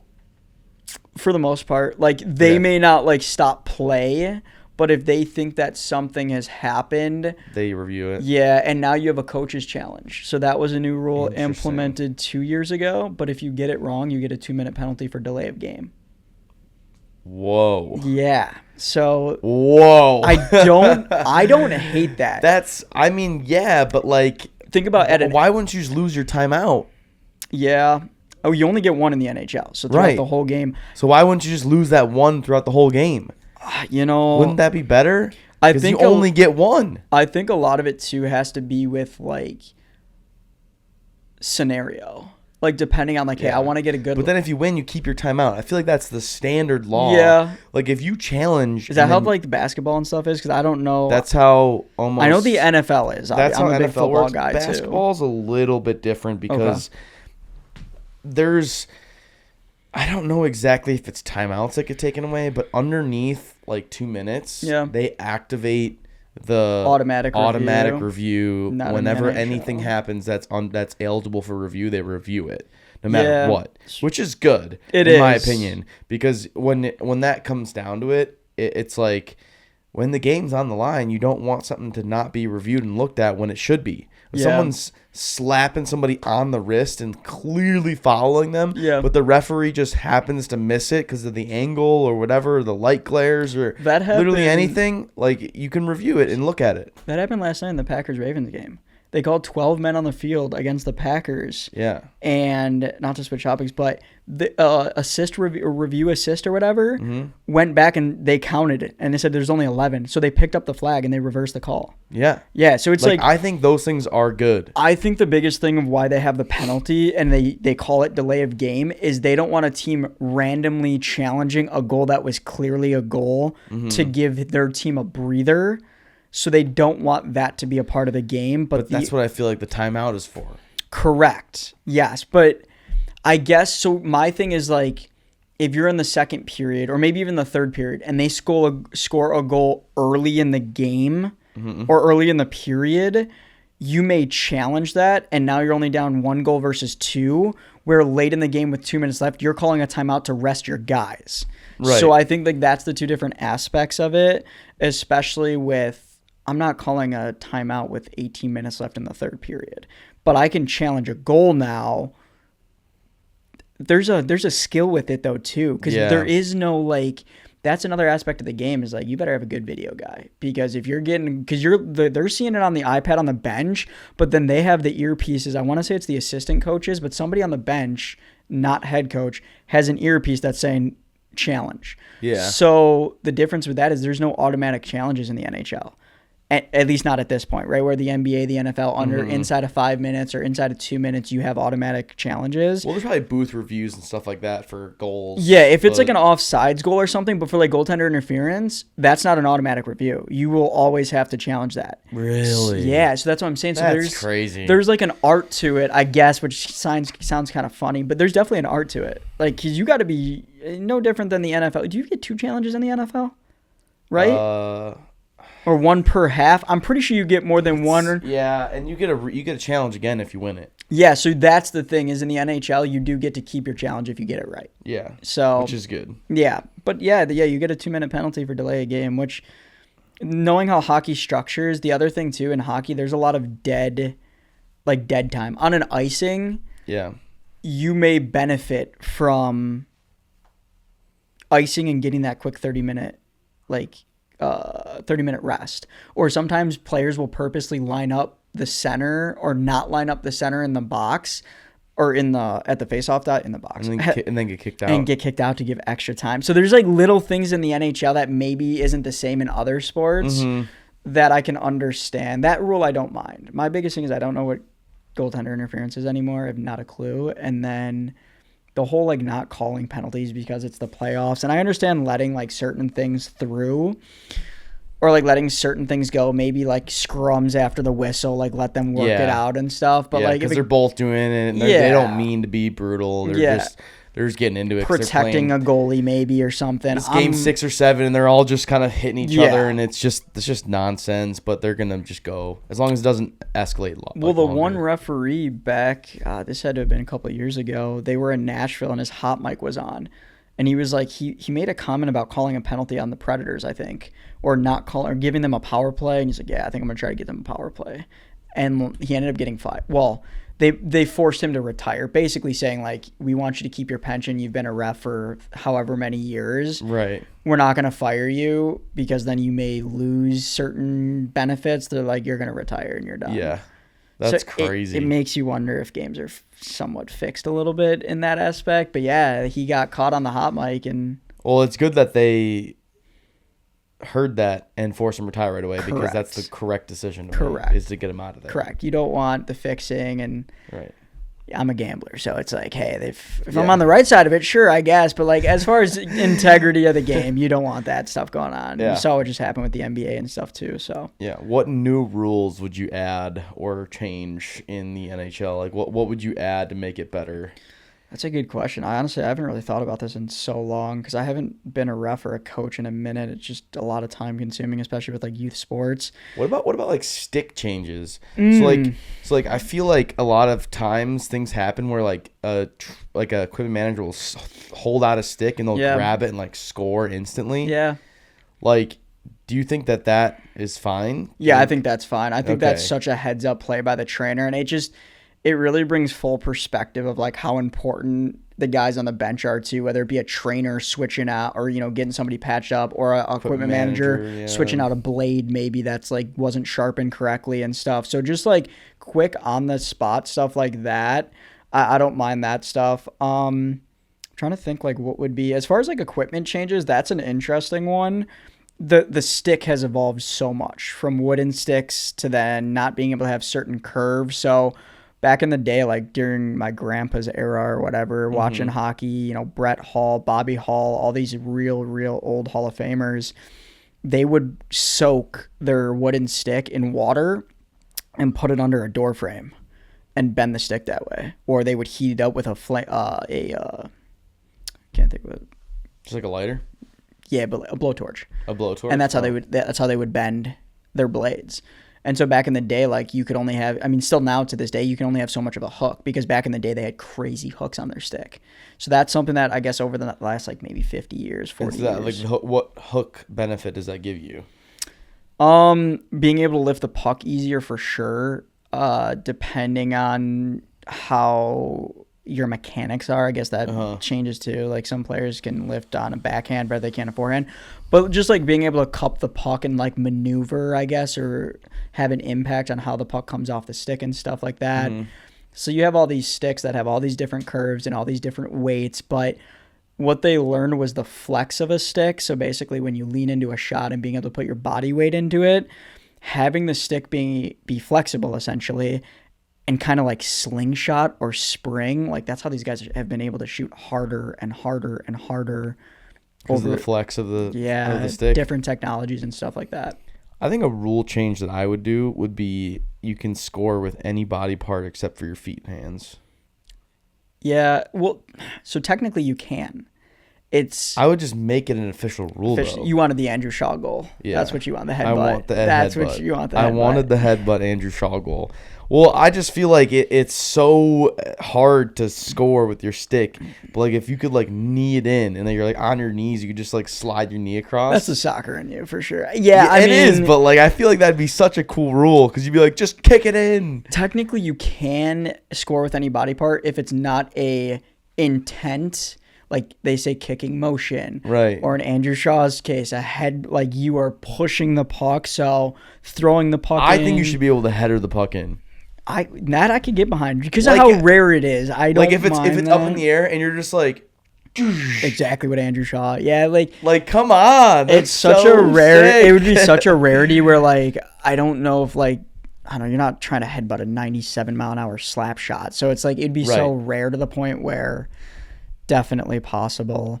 I know a lot of like a big controversy was neck guards in the NHL. There's been some freak accidents where like some youth have died because they got slipped by a skate in youth.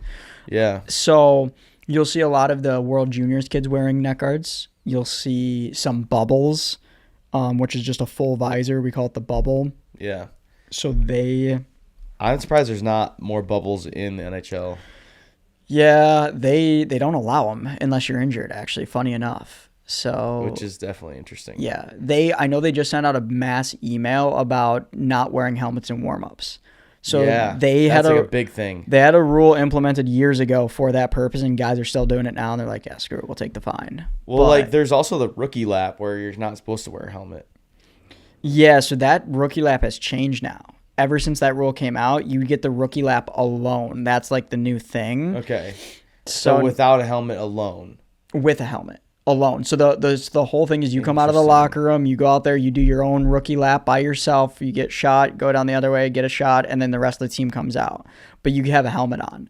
So that rule all changed, and I can't remember. It happened in warm-ups where a guy slid into another guy, and either they both got injured. I want to say it was in like the Coyotes or something like. It was a while ago, but that's how that whole rule got implemented. Is a couple guys were messing around, no helmets, and then one slid into another guy, and I don't know if he cracked and then his just got head. injured. Yeah, I can't remember that story, but they were talking about it on Chicklets not too long ago, actually. Yeah, I don't know if I would change any big rules. I can't really think of anything too crazy, to be honest with you. Delay a game is delay a game. I mean, that's pretty straight. I'm just thinking of all the penalties and if I would change anything. The rules. I think the severity of fights should have different minutes, but not like 5-minute majors, like 4 minutes versus 5 minutes. Like, yeah, it would be hard. The thing that I've learned of a lot of the rule changes have been subjective versus objective. Yeah. So subjective is like, it's already hard enough. You see it happen with goaltenders interference where they have a criteria, and even then it seems like they may or may not be getting it wrong a little bit sometimes. Again, objective versus subjective. So I'll try not to mess with too much of that stuff, but what would like better the game or maybe help improve the game, obviously, is another thing. But yeah, I don't got too many of those. Yeah, the game itself is pretty good. I would say if they ever got rid of fighting, I think the NHL would fall off the face of the planet. They're definitely trying that. You see the game evolving into more of a skill-based game. But like you have to allow it though. It may even if it doesn't happen, you can't take the rule away to allow it. Agreed. And then with the 5-minute major penalty. Agreed. I'm totally cool with the penalties after, but like you can't take it away from the game. The only way they would ever do it without doing it is like if you fight, you get automatic 2-game suspension, or like they tack on stuff. And I would think that'd be bad for the game. 100% agree with you. Back in the day, they would literally police their own game. The players would police the game, and it's not saying that the refs didn't have an impact on the game, or they didn't call penalties, but the amount of bench clearing brawls there were back in the day, or you had. Well, I think if you bench clear, then it should be suspensions. I think that's different. Which you can see that hasn't happened in I don't know how many in how long. Yeah, like if you're beating somebody up and then like the referee comes up and like lets you go, waits for you guys. Yeah. So you fall down, boom, stop. You guys, separate. Go to your respective penalty boxes. Yeah. Done. Good. Yeah. Like let the fists grow, because that's the best part about hockey sometimes. I mean, that's what gets people into it, and I understand it's a business at the end of the day, and if you had a Lambo in the garage, you're not driving that car every single day unless you're in, California, and even then, you're probably not driving it every day. So that's the way that people think about it now, is like these players are making so much more money than they were 20 years ago or 40 years ago. But I agree. I don't want to see fighting go, because I feel like there needs to be a better, you got to answer the bell. That's what it's called, is you answer the bell. You lay a dirty hit on somebody, somebody's coming. Yeah. But recently, over the last like 10 years, there's been so many hits that are not bad, and they still have to answer the bell, and they've been handing out instigating penalties. So like if you instigate a fight off of like, I believe it would be, if I were to hit somebody, there's no penalty, they called it a clean hit, and then somebody jumps me, they're going to get an extra 2-minute penalty on top of our fighting majors that we're going to have for obviously fighting. Yeah. To prevent some of that. So I do appreciate that a little bit, but it's still a 2-minute and a 5-minute. It's not a ban for the rest of the game or 2-game suspension. Yeah, unless there was a premeditated, or like not premeditated, but if like the hit was bad where they're reviewing it, which they do that now too. If there's a hit where they feel could be upgraded, they will upgrade it and kick you out or give you a game misconduct. Yeah. So I don't mind that either. I don't mind that either, because if your intent is to literally kill the person. If you're leaving the feed, I remember Rafi Torres left his feed and hammered Hossa. Yeah. And he ended up getting a suspension and stuff. So it's like, I understand like there's rules to it of how to hit and properly hit. I'm cool with upgrading penalties and stuff like that. That's fine with me, but don't remove fighting. Yeah, no. Keep that in there. Yeah, 100%. Do you think that the NBA or other sports should add fighting to their game like the NHL? I don't think they'd be able to handle it. I don't think so either. And that sounds bad in a sense, but I don't think it's bad. I just think that the fights are completely different. It's been around for so long in the NHL that there's an understanding. You don't hit a guy while he's down already, where sometimes those NFL fights, like, do you remember a couple years ago when Mason Rudolph got hit on top of the head with his own helmet? Yeah. In the end zone? Like, there's just certain things you don't do. No guy in the NHL is picking up his stick and throwing it or hitting somebody in the face with it. Like full-fledged baseball bat. Yeah. So there's just an understanding and an integrity of fighting in the NHL. And like I said, answering the bell when a big hit's given and stuff like that, or sticking up for your goalie. The other sports don't. I don't think they understand that. I also think that the other sports don't have a ton of pads and equipment. It's also very fair. Like if you had someone punching you with like a full like fist, and there's no like guards, bare knuckle to the jaw. I guess in the NHL, away from once the helmet comes off, like your gloves are coming off when you're fighting. So unless you're punching his helmet, like you're aiming for the head. You're not doing body shots in the NHL. I'll tell you that. Yeah, I guess you're not. Yeah, I guess you're right. Yeah. So, but no, I do agree to an extent. And also, like, do those guys, I mean, you see NFL fights break out and stuff on the sidelines, and, you know, somebody's getting slammed or something. Like, they just don't know when to stop, I feel like. Where in the NHL, to an extent, or at least 90% of the time, unless it was a really dirty hit, they know, like, all right, we're done. Yeah. You know? It would be interesting to see if they could if they implemented it. I feel like it would be so bad so fast. Yeah, like it would be street fighting, and you'd have to suspend them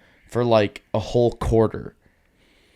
Yeah, see, like that's the other part of it, is how do you decipher how they get penalized? Yeah. So like if someone got into a fight, then they would have to be like basically out for like 15 minutes in a game. It would never happen. The reason for that is like you have flags like unnecessary roughness or like technical fouls. And yes, 25-yard penalty. Yeah, so like yes, you have 25-yard penalty for fighting. You have a 5-minute major, obviously. Yeah. I don't know. It's just such a different game, dude. It's hard to even different. compare or compensate. Soccer is the only one that would be somewhat similar if you did a blue card. And blue cards are 2-minute penalties outside and you go back on. Yeah, like lacrosse. There's plenty of times I believe in lacrosse where I don't know the full rules of lacrosse, but it's very similar where there's 2-minute penalties and people go on power plays.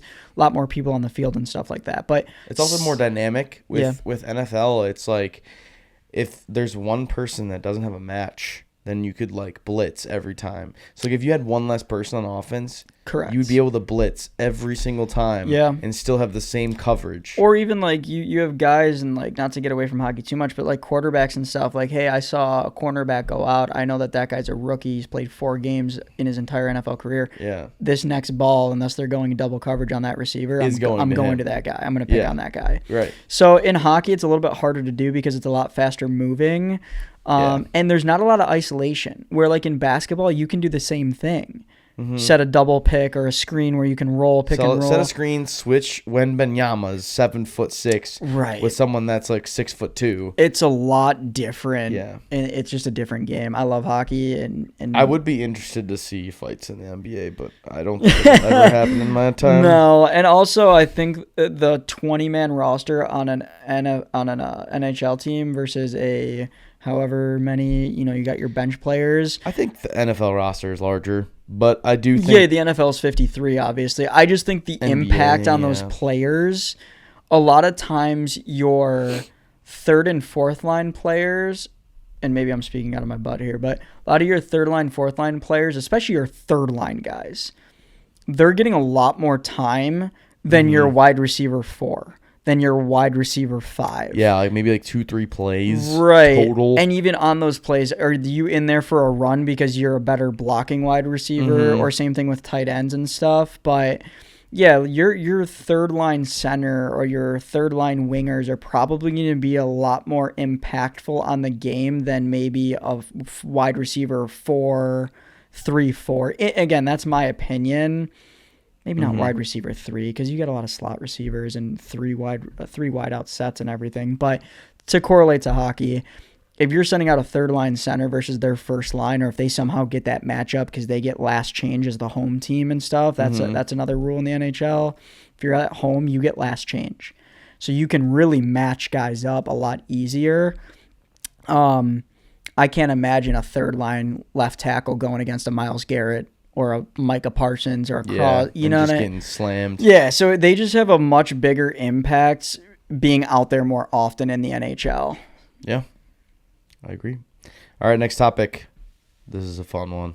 Oh. Off-ice buzz. Ooh, Our yeah. celebrity relationships. All right, well, we got to talk about the most popular one, which is Tate McRae dating Jack Hughes? I mean, there's nothing official technically, but My answer is yes. yes, I agree. I completely agree. I think that the first image that came out of them eating dinner together, it was kind of blurry, and I'm like, that looks like Jack Hughes, but I honestly I couldn't even really tell. Yeah. And then they got seen this past week in New York City together, and I was like, all right. They were walking the streets together, laughing, all that jazz. I mean, they could just be kind of talking, but honestly, they're hanging out. She's a hockey girl. Yeah, she is. She's a hockey girl. Yeah, she loves hockey. Her brother plays hockey. Her brother's actually pretty decent, from what I understand. Is he really? I didn't know that. Yeah, no, like I believe his name was it Tucker? I've seen her Tucker McRae album cover. Yeah, with her hockey pads. With her on the goalie pads. Yeah, it's a good look. It's a great look. Definitely don't check it out. Yeah, guys. no. Definitely not if you have a girlfriend. Don't look that up. My girlfriend won't see this episode, so so her brother actually plays the sport. Who does he play for? Let me look it up. I didn't know that. I knew she had a hockey family, but I didn't realize that he was and they're actually Canadian. So right. I mean, yeah, he's 24. So he aged out of juniors already. He plays for the Okotoks Oilers. Maybe he didn't age out of juniors. Do you know what league it is? Does it say what league it is? Let's find out. Maybe it's a small junior league in Canada. I don't know. Yeah, I don't know what the age out year is for. I thought age out year in the U.S. is 22. Looks like he plays for Dartmouth. Maybe Dartmouth. Yeah. He's a senior. Oh, so he's still in college. So he's still in college. Gotcha. Okay, that makes sense. Yeah. So he may have gone and played 2 years of juniors. And then or 3 years and aged out at 21, and then they went and played college hockey. That would check out. So also, they're like Canadian, and they're probably just huge hockey family. I mean, it's like a rite of passage. So, I'm sure every hockey or every Canadian kid has touched the ice at some point, whether it been for fun or not. Like whether they tried it for 1 week and quit, or they tried it for like a couple years and quit, or whether they're in youth leagues, whatever, 100%. Still men's leagues still to this day, who knows. But I mean, so their tradition, though, from what I understand, is to go to like hockey games together as a family. And cool. So she was at the New Jersey Devil games like with her whole family. It's like with her brother in there and everything. So that's why people are like, oh, it's maybe not, they're not dating, whatever, blah blah blah. But I've seen her at a lot of 100% Kings games, but that's because she lives out there. Yeah, but I just think that she is dating Jack Hughes. I'd believe it. The other big one is Trevor Zegras and Dixie D'Amelio. Is that what it is? Is there a Charlie D'Amelio? There is. I think it's Charlie. Really? I could be wrong. Wait, so Trevor Zegras' girlfriend. You could just look at that. Yeah. I'm curious because this is interesting. Okay. All right, Trevor Dixie D'Amelio. Is it Dixie? Yeah. Okay.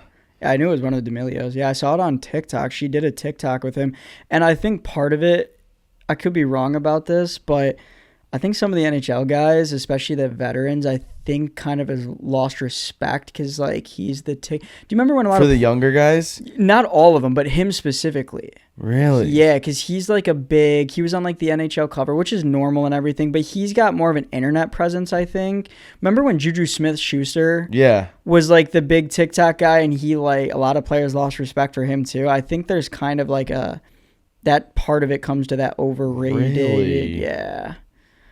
Interesting. Yeah. I think He was doing a lot of TikToks with her, if I remember correctly. I mean, that's her job. Correct. So it makes sense. So Correct. in summer 2023, the speculation began where Dixie hinted at dating a hockey player in a podcast, and they were spotted together. And then in December 2023, the relationship seemed confirmed when the Jumbotron hockey game showed her in his jersey. Oh yeah, that's like the deal is. Yeah, it's done. And then they had a difficult goal, a moment called the celebrity hard launch. See, like, I think that would lose respect for me as a team. I'd be like, you needed to hard launch your relationship. That's what I'm saying. I think it's just like the generation. So I feel like a lot. Just be like, yeah, we actually officially started dating this past week. You know, like. I can understand. Maybe that's what it was. Yeah, I mean, I don't understand that at all. Actually, I take that back. I was gonna say because like Brecky Hill has worn Connor Bedard's jersey before. but she does that stuff for exactly publicity. Right, it's different when you're at the game in his jersey. Granted, he was the highest prospect. I think he was picked second overall, maybe. Who? Zegras. Oh, Zegras in Anaheim. So like, yeah. I can understand that to an extent, but at the same time, like you said, there's kind of a fine line of like, hey, we're gonna respectfully be like, yeah, we're dating, and then be like, we're hard launching it. I don't know, it's just not for me. It just depends on how you do it. Yeah. If you're like on Facebook, you say in a relationship with. That's how you hard launch on. Yeah, like, FBO. Discreetly. Facebook official. Facebook official. You shoot. I guess in it's there. a TikTok celebrity hard launch. I don't even know what that means. I have no idea when you said that. I was like, according to this TikTok video, I think it would be just date and then just be like, yeah, we're dating, like my girlfriend. Yeah. And like it's just like it's not really like it's just nonchalant. That's what I'm saying. I don't know what a hard launch in. Like you don't need to create a video of like a gender reveal where it's like, see, I will let me blow this balloon up and it says I'm dating Dixie D'Amelio. Because you got to think about it as this, right? So like there's two aspects of it of like that's her job, so I understand her wanting to post that and kind of make it right. But I don't know what the hell a hard launch is, because the only other one that I would argue or that I would like compare it to is Kelsey and Swift. They didn't hard launch. They kept everything secret. But now she's arguably the biggest artist, biggest celebrity in the entire world. Right. So that's a lot different. But I can understand that D'Amelio wanted her screen time of whatever the hell hard launch is. Maybe they kissed on TikTok or some shit. I don't know. I mean, if they made one TikTok together, don't know if we're swearing, but it doesn't matter. Okay, I think if you, I don't know. It's just weird to me that you would do that. I mean, I bet maybe that's her world, so that's what I'm saying is like, and he isn't exactly. He probably doesn't care. And I think he's a little bit like, he's got that personality of where he's like I said, a social media presence. Like where Jared McCain, basically, kind of. You know who that is? I know of the name. The name sounds familiar. He's just the NBA player. That's this version. I mean, so he does like all the TikTok dances and everything on social media all the time. But then he goes and plays in the NBA and just balls out and dunks on people and stuff. Yeah, he plays for the 76ers, I think. Okay, the name sounded familiar. I definitely have heard of it before. So I just think it's interesting that you'd like hard launch a relationship. That's what I don't understand. What the hell is a hard launch, I don't know. dude? People just send me a message, hey, are you, or girlfriend sends you in a relationship with blah blah blah. It's like, okay, cool. FBO, and then that's just the post. There's no words to it. It's like our hard launch is FBO. Yeah. Who knows what celebrity hard launches is? God, maybe they want to be like us normal people. Does that make us old? No, not yet. That's like millennial generation is FBO. Okay. Our generation, I don't think we really care. Are we technically we're not millennial, right? No, we're Gen Z. That's what I thought. Okay. And then there's another rumor of dating in sports that is very fun, but I don't think it's true. I think I know who you're gonna. Yeah. Sydney Sweeney. Sydney Sweeney and Christian Kolozsy. Yeah. Are apparently dating, according to. Whatever. But then soccer star Pulisic denies the dating rumors and says, please stop with the made up stories. And to put cherry on top, the man plays soccer today. Okay. Mm-hmm. And he throws down a celebration after he scores. And it literally was marked, I believe, LA for his girlfriend, for his other partner, his actual partner. Yeah, she probably was like, hey, how do you compete with that, though? Yeah, Like, I don't know. Big, rumors about Sydney Sweeney dating my boyfriend. I don't know. Sydney Sweeney is just... I mean, honestly, if it was me, I'd be like, if I was the girlfriend, I'd be like, yeah, I pulled him, and you guys think he's dating Sydney Sweeney. Yeah. Like, I'd see that as a compliment. I mean, it definitely is, but you know how insecure, females can be. I mean, everyone's got their insecurities, but it's definitely a big thing with females for sure, especially other girls and stuff. And especially the whole world's talking about it. Like, are they dating? Yeah. I feel like it'd be a little bit of a... So his girlfriend is a professional golfer, Alexa Melton. Oh, damn, okay. And he did an A and an L for his celebration to reflect his girlfriend. Is that... Alexa. for obviously her initials? Yeah. I mean, That's yeah. for the first two letters of her name. I didn't know she's an athlete. See, the hardest part, I think, sometimes is when celebrities aren't dating another celebrity or another person that isn't familiar, not even with limelight, but yeah, sure, isn't familiar with, what would it be, interviews and stuff like that. Yeah, if I dated a celebrity, could see both ways. Yeah, I wouldn't. I think it's the whole like. It's got to be tough if you're not in it. I think it's just like relating to it. Yeah. Like if you are like a homegrown person and the celebrity's also a homegrown person, they just happen to be super famous. Yeah. Like I think a perfect example of this is the Hunger Games girl. What's Jennifer her name? Lawrence, or is it Jennifer Lawrence? Yeah, Jennifer Lawrence. Okay. She's like totally like a homegirl, homebody type of vibe. She's a mom. She talks about being a mother all the time and how it's the best thing in the world. Yeah. And she loves it. And it's like, I think that she could be someone that wouldn't date a celebrity because she's just like so normal. Her. I guess she's it's like just a normal person that connects to normal things and is just like. It could be your come up too. I guess if you're talking it's about all like about relating to things though. Yeah, if someone can't relate to how many interviews and famous things, then they won't understand you, and they'll be like, "You'll never understand." Yeah, like this is why you can never understand me, and then it becomes like one of the toughest ones would be like actor, actresses, like sex scenes and stuff like that, or like just being maybe not even sex scenes, just being intimate with somebody else. Like I feel if you're that's why they have literal intimate coordinators in studios for this specific purpose. And I think it would be difficult if you're dating somebody that isn't involved in the entertainment business and they're like, man, that looks so real. Yes, it's supposed to look real, but sometimes it's just like. But it can work still though, because one of the guys in Hollywood, I forget his name off the top of my head. He always plays the villain. He's like older and. Is it the Thanos guy? No, okay. He's kind of like the same age as the Thanos guy. He went to a bunch of studios and was like, hey, I'm not going to play the good guy because I'm not going to like make out with this girl because I don't want my family seeing that. Yeah. And he was like, I don't want my family seeing this or whatever. It's like, I'll be the bad guy. And he turned down tons of roles because he didn't want to like kiss or be intimate with any other people. So the bad guys are never doing that because they're always just trying to kill people and kill the world, destroy the world. So they don't care about that stuff. Right. And so he would always play those roles because they wouldn't have any intimate interactions with people so that he could go home and make sure that his family never sees that on screen or his wife. Yeah. Well, the funny thing about Sydney Sweeney is her parents, I think, are super religious. We were actually just talking about this because I just saw. Well, it doesn't mean that she isn't either as well. Well, no, I think the biggest thing that she's talked about this on Jimmy Fallon. Mm-hmm. How do you break to your parents that like you're going to be naked on a TV show? Yeah. And my understanding is like her dad was a pastor. And her mom was like somebody involved with the church. So they just kept telling people like, oh yeah, our daughter got a really like main role on a TV show. Obviously Euphoria, if you haven't seen that, but right.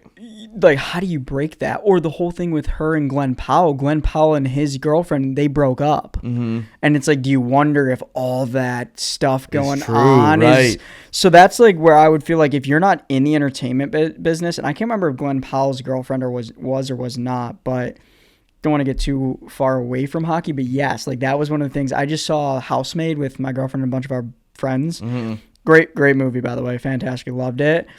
But seeing some of the stuff in the movie and everything, and it's just like, whether it be a family thing or another significant other thing, if you're not in that realm understanding how that all operates, it can definitely make you feel a certain way. I also think that it's that plus an individual like experience / instances where it's like each individual person, like the actor who doesn't want to play any good guys to be with any girls intimately on movies. It's like each individual person has those preferences, and some people probably wouldn't care. They'd be like, it's your job. You know, you're playing the character. The character is the one that's doing this. It's not actually you. Right. It's like you're playing the character. Like the character in the Hunger Games did this and had this relationship with this person, and you're portraying the book as it was written, what it's supposed to be, and showing that online, and you're acting as that person, but that's not actually who you are. Well, and I think the other big thing is if you can have the understanding of that, and you are like stable. I don't want to say stable. That sounds bad, but no, just you're emotionally okay with emotionally those kind of aware of what the situation is. I think, but that goes for anything, really, realistically. But but yeah. But then again, like some people see it differently. Some people super religious can see it to like. It's if like you're the devil. Even if you're kissing someone on the screen like that's like cheating, even though you're like acting, even and it's like thing, professional, and both the people kissing each other have wives and families at home. Like they're not intentionally doing this intimately. It's for an acting role to 1,000%. So all right, this is we're almost done here wrapping up, but we're gonna do now versus back then, the evolution of the game. We're not gonna spend too much time on this one, but this is pre-2000s era, post-2000s era hockey. Who is better? Number one. I think we already know the answer to that. Yeah. And who's your top go-tos? There's a lot of aspect that comes into this. We have family debates about this all the time, just because I come from such a big household, hockey household and stuff, and when we have extended family come over. The hardest part is comparing the eras, just like anything else in any other sport and stuff like that. The hardest part is comparing the eras, and you can't take away Gretzky for playing in the era that he played in, and you can't take away McDavid for playing in the era that he played in, right? And everyone wants to be like, if Gretzky played now, he wouldn't be able to hang, and if McDavid played back then, he wouldn't be able to hang. What people don't realize is like the aspect of what the game was when they played. Right. Back then, you could literally break your stick over somebody's wrist, and it wasn't a penalty. There's a reason why enforcers were such a big presence back then. Gretzky didn't play with, I don't say he didn't play with any greats, but some of the guys on his line were there to protect him, and that was strictly it. They would fight in his honor, etc. So it's a very hard comparison. What I like to discuss is the top 5 now versus the top 5 then, and then to your imagination of who you think would win. So back then, I had Gretzky, Lemieux, and then I had a couple of players out of respect. I had Gordie Howe. Okay. As the front 3, and then I had Bobby Orr on the back end, and then the Canadian defenseman. I cannot remember. Robinson, maybe? Larry Robinson. Rocker Richard? No, it was Larry Robinson. He was on the Montreal Canadiens. Okay. He was on the Montreal Canadiens, and he was a stay-at-home defenseman. Bobby Orr had a little bit more offense to him, but you're talking about so many eras that you're combining, but I know we said pre-2000, post-2000. Those would be my 5 guys. Now, you could change Howe out with maybe like a Jaromir Jagr. Richard is another good... So there's different players that you could change out, and then nowadays... The post-2000 could very controversial, but I'm going McDavid in the middle or side, however you want to do it. Yeah. Crosby, and then Ovechkin. And then on the back end, I'm going Nick Lidstrom. Is elite. Yeah, and Cale Makar. I do think Cale Makar is an elite guy right now. I already hear that, and I just think that the new era would destroy them. Destroy them. That's the thing is like what rules are you playing in? Like there's other aspects. No matter what rules. Yeah. I think either or, because you have your bruiser of Ovi. If we're talking the prime of all of these guys, all of them, damn. I think that the new era is just so good. Like prime Ovi skill-wise would destroy you. McDavid would skate right past you, and Sid the Kid would just dangle you up. Light work. It's crazy. It is wild to think about, and we'll never have that. I'm sure you could throw out an AI and make a game of it or something like that, but It really is hard to like Yeah. compare. It's just the game back then was so much meaner. I mean, Gordie Howe played till he was 53. I don't know if you knew that. He's the oldest person to ever play. It's pretty intense. Yeah. So, and those guys were like working. If you look up an old picture of Gordie Howe, because they're probably working also while they're playing, dude. And Gordie Howe was like doing hay bales and stuff. If you look up Gordie Howe back in the day, the guy was built to like a shit brick house, dude. Dude was a brick house. Yeah.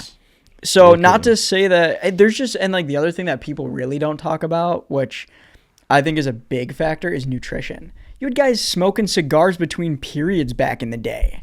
Well, also you had people who had no pads, and the goaltenders had no zero helmets, and like their pads were so thin, and like nowadays you try to get the thickest pads you can get to regulation as a goaltender. Like in my opinion, most skilled player to ever play the game is Connor McDavid, and that might be a hot take because he doesn't have the wins and stuff. But if you're talking about pure talent, pure skill, Gretzky for the era he played in, 1000% is that guy too. So I think that it comes down to, if you want to talk skill wise, I think it's very difficult to say McDavid isn't. He is so much better than the NHL. And he's doing against the 1%. It's one thing to be like, oh, yeah, he's better than, And in the new era, and with all of the nutrition, all of the... how big the goalies are, how big the pads are. And again, this is always an argument of like, if you took away all of Gretzky's goals, he would still lead the entire history of the NHL in points. Yeah. That's how many assists he has. That's crazy. Yeah, like it's nuts. If you could put McDavid back there, you would love to see how those numbers match up, because he's doing crazy numbers now. But like in a very... I don't want to say more skilled. It's just hard to compare the eras, but in my opinion, obviously I'm a younger guy. Yeah. At least to an extent. So I agree. I think the new era would absolutely destroy them back then. And I think that it's the opposite for the NBA, which is funny. I mean, because everyone says MJ. I mean, we're in Chicago or from here. Yeah, but I just think MJ because of the way he carried himself and the grit and like the determination, and every opponent was different, and just the domination of who he went through. And that's the biggest thing for me. And again, this is something I mentioned, not even just NBA, but in hockey, I said the same. It's the bruiser mentality was so different. I'm sorry, I don't see LeBron or any of these guys the way that Jordan would get slugged or bodied up in the paint. I mean, you'd have 6 tech fouls in the first 5 minutes of a game. I mean, if you watch the Last Dance docuseries, the Pistons talked about it. They go, the one series, our goal was literally just keep MJ on the ground. Whether that was be throwing him to the ground, like we did not want him to jump shot, you know what I mean? So they just kept him grounded. And so that's the only aspect of the game that I think would be a little bit of a surprise for McDavid and Ovi if they did play a meaner game and all those guys would be in their prime. So yeah, I feel like they'd like it. They might. I feel like they would like it. Ovi's insane. Ovi would love it. He'd be like, hit me. Yeah, 100%. Okay, broadcasting and future improvements. I love this idea. You brought it up to me earlier. Mm-hmm. And it's the expanding of the Frozen Frenzy. So for those who don't know, the Frozen Frenzy is an NHL broadcast very similar to NFL Red Zone. Yes. And it switches between live games, nonstop action, where you show goals, big hits, big saves, all that jazz. I think bringing that to something and having it on a specific day, and like eligible for anyone to watch would bring a lot of eyes and viewers to the game of the NHL. And they've done it. They do it I want to say they do it maybe 2 to 5 times. I want to say it might be less than that. I'm giving 5 generously. NFL does it 16 times. Right. At least 16 to 18 times. Right. And the biggest problem with the NHL is how fast the game moves. So the games that you would want to put on, and this is what they do now. So power plays. Mm-hmm. Teams that maybe have been in the offensive zone for a certain amount of time. I guess power plays would kind of be like the red zone, right? That would be, yeah. So, but there's not a power play in every game. So that's where it becomes a little difficult, where in football there's a lot of stop. Okay, go. Yeah. Stop and go. And then you obviously have the red zone of itself. So it works better in a sport like the NFL. Works perfectly. It's a genius idea. I would love to see it happen more in the NHL. 9 times out of 10 when they do it, it's usually like almost the entire league is playing, because you have so many games going on at that point that it's a lot easier to like get those quad boxes going and stuff like that. I don't think Gary Bettman does a great job of what would it be, networking the game or growing the game. Being the red zone he grows the game, but I think a lot of his business and whatnot is a little bit more difficult. I don't think he does I think there's a better way of doing it, and maybe I don't have the perfect way. Yeah. I'm sure there's some Twitter nerd that's an analytic guy that probably has a great idea on there if I looked it up right now. But I've seen things through the last couple of years I feel like, especially after Four Nations happened, nobody wants the All-Star game anymore. Yeah. Nobody wants the All-Star game in the NHL anymore. I would agree. Let you go play for the countries. It was perfect. That was one of the best things that he ever did for the game, is to make this happen. The other thing is allowing the Olympics, the NHL players to go back to the Olympics. So Sochi was the last year that we had NHL players. Before it was retired guys or whatever the case may be. Now you can finally get the best of the best again. And I hope Russia's able to compete, at least in the hockey realm. I'm not sure what like the USSR, however, like whatever they're calling themselves right now. I don't think it's the USSR, but whatever, since they got banned. Yeah. So now they can't compete forever how long. So I don't know when they're technically eligible to be able to compete again. Interesting. So that goes into our last topic, which is predictions of the Olympics. So like now this is the first Olympics that allows NHL players back into Team USA, Team Canada, Team Sweden. Yeah. You know, we're going to have a ton of NHL players all over the place. Yeah. Much higher competition, much more dominance from the big nations. So, like, what are our predictions of the top three medalists, and who's going home with a medal, who's not, and who's actually going to take this thing to gold? Yeah, I think Sweden's the top four, the ones that you saw in the Four Nations. The thing is, Russia was not in that tournament for the same reason of the whole Olympic thing, I believe. I think Russia's got a good team. They have like Bobrovsky and Vasilevsky from Toronto and from Florida, both teams. So their goaltending's very good. I think their defense is a little questionable once you get a little bit deeper into that depth chart, and then the forwards are pretty damn good. I mean, Kucherov, Ovechkin, Svechnikov, like even some of the better younger guys that just got drafted, Demidov, like you got some guys that are really good. I think they would make a good. The depth chart when you get lower, I think might be fall off, but you might be able to like beat line 3 or 4. Yeah, I think line 4, and then like maybe your third set of D. But I think I'm hoping it's USA and Canada. I really do. I really for gold and silver. Yeah, for that gold, for the championship, for the gold. I really do think we might get that matchup again. Yeah, the World Juniors. So they won. I believe the World Juniors won back-to-back. USA won back-to-back gold medals for the first time ever. I think it was last year. Yeah. Really? Yeah. So, like, USA hockey has gotten a lot better, similar to, like, we were talking about soccer. Canada was always just that good, and they are that good. I mean, if you look at the Canadian Olympic roster, McDavid, Crosby,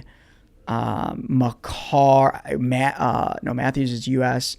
There's just Mitch Marner, which we didn't touch on a little bit, him leaving Toronto. But, yeah, I mean, that team in Canada, you saw a pretty good look at what it would be going into with the Four Nations. Yeah. I think Bedard would have made it if he was healthy, but I think Macklin Celebrini is going to be one of arguably the best generational players. So will we see Bedard now in the Olympics? No. I don't think he'll be. I don't think he'll be. I don't think they're. With him being injured, I don't think so. Isn't it next year? Yeah, it's in February, but he's not even back yet. He's expected to miss like another 2 weeks, I think. Really? So it's just how close. It's tough. He had a really good chance, and that was a big conversation. Was it going to be Macklin Celebrini, who's in San Jose, or was it going to be Bedard, or were you going to take them both? It's wild, but Macklin is really good. I love Bedard. Obviously, he's Chicago, and he's our guy now, but Macklin Celebrini is an all-around stud. Yeah. Not that Bedard isn't. His defensive game has gotten better since, developing. Macklin can just do it all, dude. Like, he reminds me of like a mix of a Crosby / McDavid. He's good. Like a little mix between the two. Yeah, he's very exciting. to watch. Who's the horse that's coming underneath the Trojan horse that's going to come in? Gavin McKenna. Gavin McKenna. And the Hawks have a chance. This year for the NHL? Yeah. They just dropped 6 in a row, so they're in last place right now. But here's the other thing about the NHL that like sometimes happens in the NFL, whether you want to admit it or not. Last place team is guaranteed the last pick or the first pick. In the NHL, you're in a lottery of the top or the worst 5 teams. Yeah. And your odds are increased, obviously, and it's a lottery. Yeah, so like the top team has a 26% chance, or like the worst team has a 26. Okay. The next team has 11. So the percentages get lower, but it's the bottom 5 teams have a chance for the first overall pick. And then the Blackhawks might get that, and then they might win the championship. Oh my God, dude, that would be crazy. If we no way Bettman gives it. Everyone was already saying how fixed it was that we got Bedard and Anaheim didn't get the number 1, but then they got Leo Carlsson, so he's doing pretty well over in Anaheim. Yeah. Anaheim's doing pretty good actually right now. They're a playoff team, which is insane to think about where they were 4 years ago. Mm-hmm. But they got Coach Q at the helm again. So Quenneville went over there, I think 2 years ago, or this was his first year. He got signed in the offseason to go be the head coach over there. So now they got Quenneville. They might have to win a championship. Oh, my God. That would be quite the story after everything that happened with that, dude. Yeah. And then he gets back in the NHL now, and he takes them for a run. A young team, too. Like, be crazy. That'd be nuts. Coach Q will always have a special place. All right, so we got the Olympics coming up. Yep. We got Stanley Cup champions. Hopefully the championship runs are good this year. I mean, the past playoffs have been pretty. It might be Colorado. They're filthy right now. Oh, interesting. 28-2-4 or something. 28-2-6. I mean, we got a long season to go, but I do feel like this year is building up for another great playoff fixture. Last year was fun. I mean, last year was really fun. I want McDavid to get his cup. As much as I was really saying do. earlier, like, I could care less if a Canadian team win it. There's so many Canadians everywhere. Like, half the team. I mean, Bedard, our number 1 guy, is Canadian. So, yeah. It's just like a little... Pittsburgh Penguins, USA team, Canadian, basically ran. And that's the thing is, like, it's like a joke, right? But, like, when you go to the Olympics and stuff, like, back in the day... Just to touch on this, like back in the day when my uncle was traveling to Canada, you wouldn't get your skates sharpened if you were from the U.S. in Canada. Really? Oh, they would mess with your skates for sure. That's awesome. So it's such a, when you get to the Olympic scale or even like into that Canadian USA competition, there's a lot that goes into it, dude. A lot of nippy, chippy, dude, yeah. I remember, nasty. I mean, in high school, we went up to Michigan and we'd have... Thunder Bay, which is right on like the border. Yeah. We'd have teams come down from Canada, and like even though like we were a shitty high school team, I mean like I didn't play any super high level hockey, but combined high school hockey in Illinois, we played a Canadian team. We got our asses kicked 8-4, but like a couple guys got kicked out of the game. Like there was that like extra chip on the shoulder. It was fun to be a part of, even though it was like meaningless. Yeah, completely meaningless. But you're just like, we're fighting a Canadian team. Yeah, I'm like, going to throw hands. You came over the border, Yeah, so you're in our hometown. It's just like it was a good time, even though it was like I said, meaningless hockey tournament that literally meant nothing. That we just played in to go do a travel tournament, but it was the fact that it was like Canada. Thunder Bay. Just like, you're Canada, dude, we're USA. They took a team bus. They drove down. They didn't even fly. They took a freaking team bus. And we were like, dude, it was crazy. It was crazy. You should have sent them home with an L, but that's okay. We didn't. We got our asses handed to us. It was bad. That's okay. Well, dude, thank you for coming on. Appreciate you having me. This was awesome. I agree. Hopefully we see, this is what we want to see. We want to see USA Gold. God. Edmonton Oilers Championship. Okay. No, let's go USA Gold. Number 2, we're going Hawks get the first overall pick. But you'll see, obviously, you'll see the Edmonton Oilers Stanley Cup first if it happens. Yeah, true. Well, hopefully we get Blackhawks first pick, too. God. That'd be... Gavin McKenna. Oh, that'd be great. We might still get a top 5 pick, though. You could trade up, too, potentially. But I don't know if someone would give that away. Nobody would, depending on... I don't think they would give it away, no matter how much money you gave them. Yeah. And then, like we said, Edmonton Oilers, hopefully... He gets McDavid breaks the barrier and gets his championship. He's always been so close on winning. And he really made the push this year by taking that hometown discount. I mean, he literally took the same contract he had. Yeah. Other than for less years, but still. I mean, when you get that kind of pay cut you're trying to win. You better go out and get somebody. Like, that's kind of what the Blackhawks did in their generation, their eras. I know Yeah. that some guys didn't do max contracts and stuff like that because Yeah. they were just like, I am not. Or it was like trying to paying do them on the this. back end of the contract to Yeah. keep them now and stuff like that. So Yeah. it'll be interesting, but I hope that might be a big splash at the trade deadline. If you want to talk about a team that might make a splash because of how much cap, they may go and get somebody if they can. If they can, yeah. And they should, hopefully, if they can get that. They need to, for and, sure. And then we also want to see the Blackhawks picking up a good free agent. Yeah, here and in free the agents summer. at the end of the year. Next year, yeah, I'd like to see them spend a good amount of money. And they don't have to get like some I want to see them get Just a good, strong, an decent player. elite. I want to see an elite player. I won't say a superstar, but I want to see an elite player with Bedard, not Bertuzzi, not Burakovsky. Like, I want to see an elite forward with Bedard. To actually put some... Yeah, let's see what this kid... Ease Let's on open up Bedard's, what this kid could really do. Yeah, it'd be nasty. They should bring Kane back. Dude. Kaner, that one hurts a lot. If you hear this, come back. He's so bro. done, dude. He went on the Barstool podcast. He's so done with Chicago. Yeah. That one hurt the most, is watching him break all the U.S. He's going to break a bunch of the U.S.-born player records. He's like super close for all-time assists for U.S.-born player and maybe points. I don't think he's close on goals, but he's close on points and assists, and he's not going to do it in a Hawks sweater. Not to mention he's going to do it in a Red Wing sweater to really just icing on the cake. Yeah, which is brutal. But yeah. Going from Chicago to Red Wings is just, especially Chelios after all did those it back, Chelios rivals back then. Chelios did the same thing, but Ugh. I don't know. Nasty. Maybe it says something about the Hawks. The dynasty only can last so long. Yeah, true that. But yeah, appreciate you coming on. And that's it. Yeah. Thanks for having me, brother. Later, guys. Adios, boys. See ya.